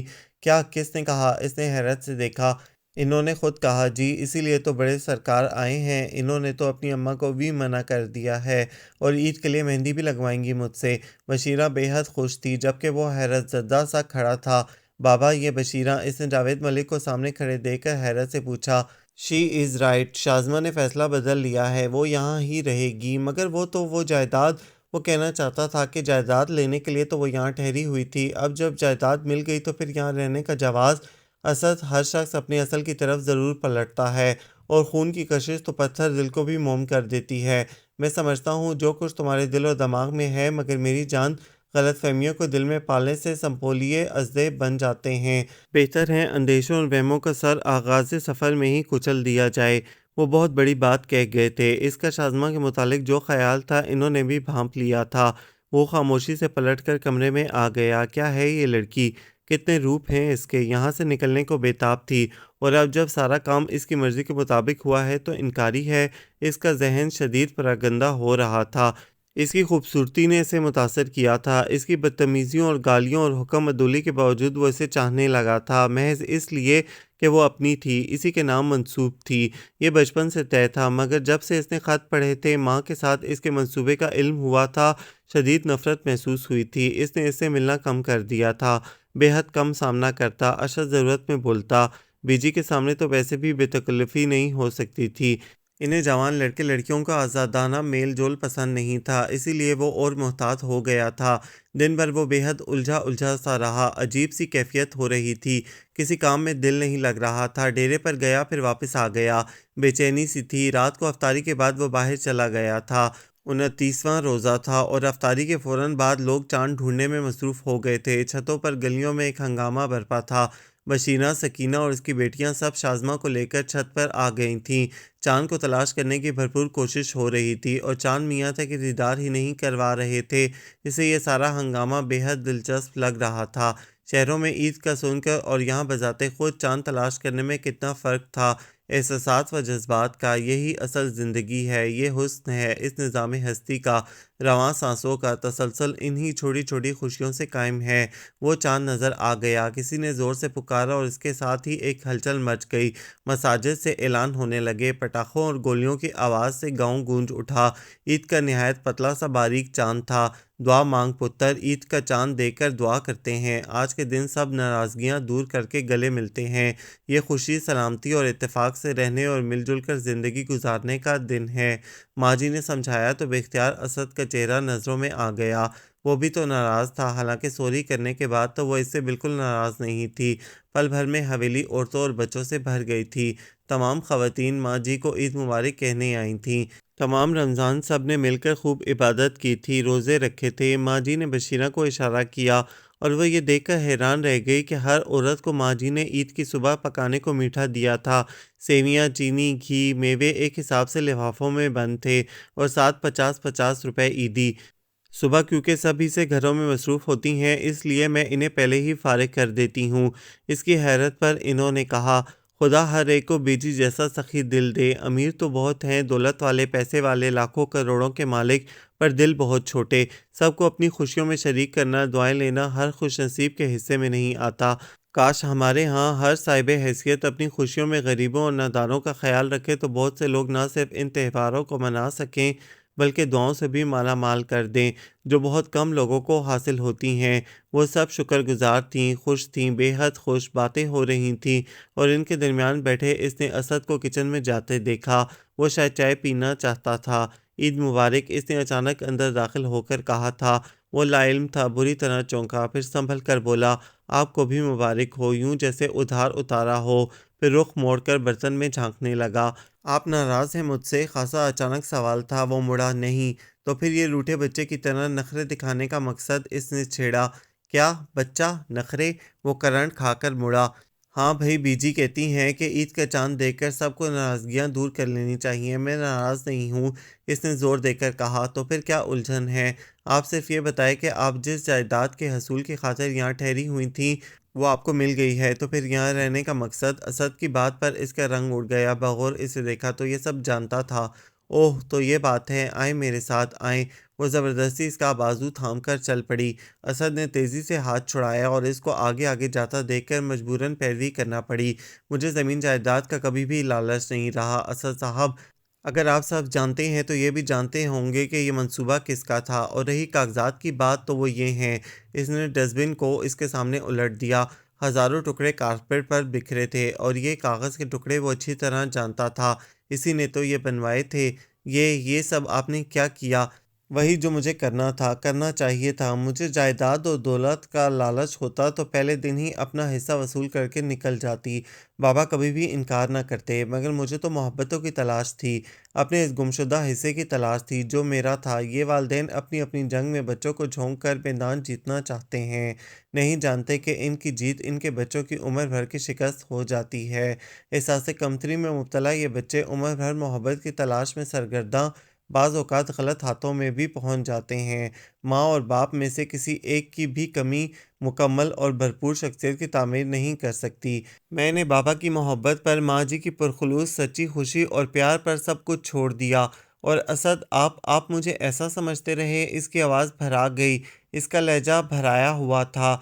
हारी हुई वो इस आज़मा जावेद अली से कतई मुख्तलिफ थी, जो पिछले कई माह से इसके लिए चैलेंज बन गई थी, जिसकी हरदर्मी, ज़ेद और बदज़ुबानी से वो इसे नाकाबिले इस्लाह समझता था, जो इसकी नज़र में इंतहाई अय्यार, मंसूबा साज और चालाक औरत थी, जिससे मज़हब और दीन से ना कोई रग़बत थी, ना ही सीखने का शौक़। मगर इसके बदले अंदाज से भी तो वो नहीं समझ सका था। वो तो सरतापा तब्दील हो गई थी। माँ जी से नमाज और कुरान सीख रही थी, शलवार कमीज़ पहनती थी, दुपट्टा लेती थी, अदब आदाब सीख लिए थे। और सबसे बढ़कर मोहब्बतों की कुव्वत ने अपना आप मनवाया इससे। मोहब्बत वाकई फातिहा आलम है। इस जैसा मजहबी सिंथ नाजुक के जज्बात से कतई लाइल्म शख्स आज बरमला खुद से एतराफ़ कर रहा था। इसे शदीद नदामत ने आंख घेरा। बहुत जुल्म किए थे इस पर, हाथ भी उठाया था, हालांकि औरत ज़ात बेहद मोहतरम थी इसके नज़दीक। और हाथ उठाना तो मर्द की नहीं, जानवरों की सिफ्त होती है। वो तो इसकी बदजुबानी और गुस्ताखी पर गुस्सा आ गया था। اب اپنی زیادتی یاد آئی تو احساس ہوا۔ سوری شازمہ، آئی ایم سوری، مجھے غلط فہمی ہو گئی تھی، میں نے بہت دکھ دیا آپ کو، آپ مجھے پلیز معاف کر دیجیے گا، اور دوسری صورت میں ہر سزا بھگتنے کو تیار ہوں۔ اس نے سنجیدگی سے سر جھکا کر کہا۔ شازمہ نے حیرت سے اسے دیکھا۔ وہ اس طرح کہتا ہوا ذرا اچھا نہیں لگ رہا تھا، شرمندہ سا، اداس اور سر جھکائے۔ یہ شخص تو حکم چلاتا اور روب ڈالتا ہی اچھا لگتا ہے۔ ہاں، سزا تو تمہیں ملے گی، مگر سزا تمہیں شازمہ نہیں میں دوں گی۔ ماں جی کی آواز پر وہ دونوں بری طرح اچھلے۔ اسد کا رنگ پھک تھا اور وہ بھی شرمندگی سے نظر چرا گئی۔ ماں جی آپ یہاں، وہ میں، بس اب کچھ نہیں سنوں گی میں، سزا تو تمہیں ملے گی۔ ان کا لہجہ بے حد سخت تھا۔ اسد کا دل چاہا زمین میں اتر جائے۔ ماں جی سب کچھ جان گئی تھیں اور سن بھی لیا تھا۔ ماں جی میں، وہ بے اختیار ان کے ہاتھ تھام کر گھٹنوں کے بل جھکا۔ ماں جی نے مزید تنگ کرنا مناسب نہیں جانا۔ پتر، سزا یہ ہے کہ صبح ہی تمہارا نکاح شازمہ سے ہوگا، اور پھر عمر بھر یہ تم پہ حکم چلائے گی اور تم کہنا مانو گے۔ ان کا لہجہ بے حد محبت بھرا تھا اور مسکرا بھی رہی تھیں۔ اس نے حیرت سے ماں کو دیکھا اور پھر شازمہ کو، جس کے چہرے پر حیرت اور خوشی کے تاثرات ملے جلے تھے۔ نہیں ماں جی، شوہر پر حکم نہیں چلاتے بلکہ اس کا حکم مانتے ہیں۔ شازمہ نے بے حد معصومیت سے ان کا پڑھایا سبق دہرایا، تو باوجود کوشش کے دونوں ماں بیٹا اپنی ہنسی روک نہیں سکے۔ اس کے شوہر کہنے پر تو ماں جی کا قہقہہ بہت بلند تھا۔ شاباش پتر، اچھی بچیاں ایسی ہی اچھی باتیں کرتی ہیں۔ انہوں نے اسے گلے لگا لیا اور جاوید ملک نے مسکراتے ہوئے اسد کو مطمئن اور خوش دیکھ کر اطمینان کا گہرا سانس لیا۔ ان کا برسوں کا خواب تھا یہ، اور صبح عید پر دوہری خوشی ان کا نصیب بنی تھی۔ بیٹی اور بھتیجا دونوں ہی عزیز تھے اور اب دونوں ان کے پاس رہیں گے۔ دونوں خوش تھے۔ رات کو ہی ماما کا فون آیا۔ وہ اس سے اس کی روانگی کا پوچھ رہی تھیں، جبکہ اس نے تمام بات بے حد تحمل سے کہہ دی۔ کیا کہہ رہی ہو؟ تمہارا دماغ تو درست ہے؟ 4 دن باپ کی محبت اور دولت دیکھ کر دماغ ہی خراب ہو گیا تمہارا۔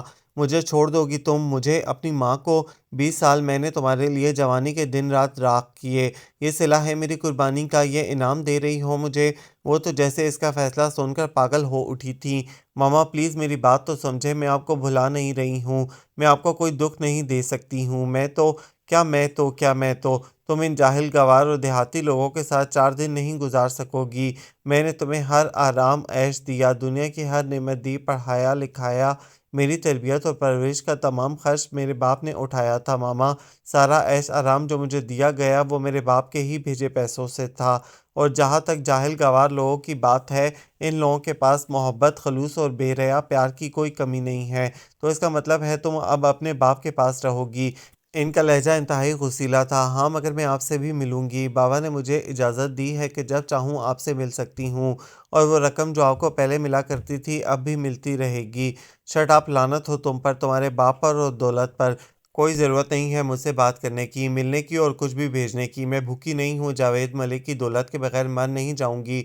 اور تم شازمہ میرے لیے آج سے مر گئی ہو، میرا تمہارا کوئی تعلق، کوئی واسطہ نہیں۔ ماما نے غصے سے کہہ کر فون بند کر دیا تھا اور وہ ان کی باتیں سن کر بری طرح بلک بلک کر رونے لگی۔ بیٹا کیا ہوا؟ شازمہ چاند بولو نا، جاوید ملک نے اسے باہوں میں لے کر پیار سے پوچھا۔ بابا، ماما نے مجھ سے بات نہیں کی، روتے ہوئے اس نے بتایا۔ بیٹا وہ جذباتی عورت ہے، ہمیشہ جذبات میں فیصلے کیے ہیں۔ تم فکر نہ کرو، وقت گزرنے کے ساتھ ساتھ سب ٹھیک ہو جائے گا۔ میں یہ نہیں کہوں گا کہ تم ماں کو بھول جاؤ، میں نے تمہیں مکمل اجازت دی ہے کہ جب چاہو ان سے مل سکتی ہو، مگر ان نئے رشتوں اور محبتوں کے کچھ تقاضے ہیں، کچھ حق ہیں ان کا تم پر۔ کبھی محبتوں میں شک و شبہے اور غرض کو شامل نہ کرنا، یہ سب چیزیں سانپ کی طرح محبت اور محبت کرنے والوں کو ڈس لیتی ہیں۔ تمہاری ماں نے بھی یہی کیا تھا، امید ہے کہ تم میری بات سمجھ لو گی، انہوں نے بے حد پیار سے کہا۔ جی بابا، اس کے دل کو بہت سکون ملا تھا، ماما کی محبت ہمیشہ اس کے ساتھ رہے گی۔ یہ سب بہت پرخلوص لوگ تھے، اور وہ شخص جس کی محبت خون کی طرح لہو میں گردش کر رہی تھی، جو جیون کے سفر کا ساتھی بننے والا تھا، اس زندگی کی بنیاد اعتماد اور اعتبار پر ہوگی۔ وہ کبھی ماما کی طرح محبتوں کے خراج وصول نہیں کرے گی، اور نہ ہی اپنی محبت کو شک اور انا کی بھینٹ چڑھائے گی۔ وہ ماما کی غلطی کی تلافی کر کے ثابت کر دے گی کہ ان کی تربیت میں کوئی کمی نہیں۔ خود کو آزمائش کی بھٹی میں کامیاب ثابت کرنے سے ماما کی ہی عزت بنتی، اور ان کی ناراضگی بھی یقیناً ایک نہ ایک دن ختم ہو جائے گی۔ وہ اس سے بہت پیار کرتی تھیں، ابھی اس کے یہاں رہنے کو جاوید ملک کی فتح اور اپنی شکست سمجھتی تھیں، مگر جب وہ خوش باش اور مطمئن ہوگی تو یقیناً وہ بھی مان جائیں گی۔ رات کو ماں جی نے اس کے ہاتھوں پر مہندی لگائی تھی۔ ہتھیلی کے بیچ چھوٹی سی گول ٹکیاں بنائی تھی اور انگلیوں کی پوروں پر بھی خوب گہرا رنگ چڑھا تھا۔ وہ عجیب سی خوشی اور مسرت سے دونوں ہاتھوں کو دیکھ رہی تھی۔ بی بی جی کپڑے بدلنے، عید کی نماز بھی پڑھنی ہے۔ بشیرہ نے اس کے استری کیے ہوئے کپڑے بیڈ پر رکھے۔ جلدی سے تیار ہو جائیں جی، سارے مرد بھی نماز پڑھ کر آنے والے ہیں۔ نکاح بھی تو آپ کا ہونا ہے۔ وہ بے طرح خوش تھی۔ شاذمہ مسکرا دی۔ اس نے گلابی گوٹے والے سوٹ کو پھیلا کر دیکھا۔ بے حد پیارا اور خوبصورت سوٹ تھا۔ ماشاء اللہ، اللہ نظر بد سے بچائے، کتنی سونی لگ رہی ہو بی بی۔ بشیرہ اسے تیار دیکھ کر نہال ہی ہو گئی تھی۔ وہ واقعی اس قدر پیاری لگ رہی تھی کہ کئی ثانیے کو خود حیرت سے اپنے آپ کو آئینے میں دیکھتی رہی تھی۔ لمبے بالوں کو کلپ میں باندھا تھا اور ہلکے ہلکے میک اپ میں وہ بے انتہا حسین لگ رہی تھی۔ کانوں میں بھاری سونے کے جھمکے، گلے میں نیکلس اور ہاتھوں میں ڈھیروں چوڑیاں۔ حویلی میں ایک ہنگامہ برپا تھا، پورا گاؤں امڑ آیا تھا۔ دوہری خوشیوں کا دن تھا۔ وہ ان سب کی محبتوں میں سرشار، سر پر دوپٹہ جمائے، پاؤں میں پڑی پازیب کی چھن چھن سن کر محظوظ ہو رہی تھی۔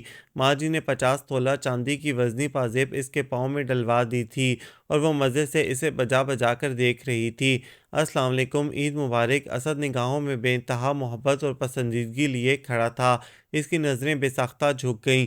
عیدی نہیں مانگو گی؟ اس کی شرم بے انتہا مزہ دے رہی تھی۔ کیا مانگوں؟ معصومیت سے پوچھا۔ آج کے دن جو بھی مانگو گی ملے گا، حتیٰ کہ اسد کی جان بھی۔ نہیں، آپ کو اللہ لمبی زندگی دے۔ اسد بے ساختہ ہنس دیا۔ ماں جی کی دعائیں خوب یاد تھیں اسے۔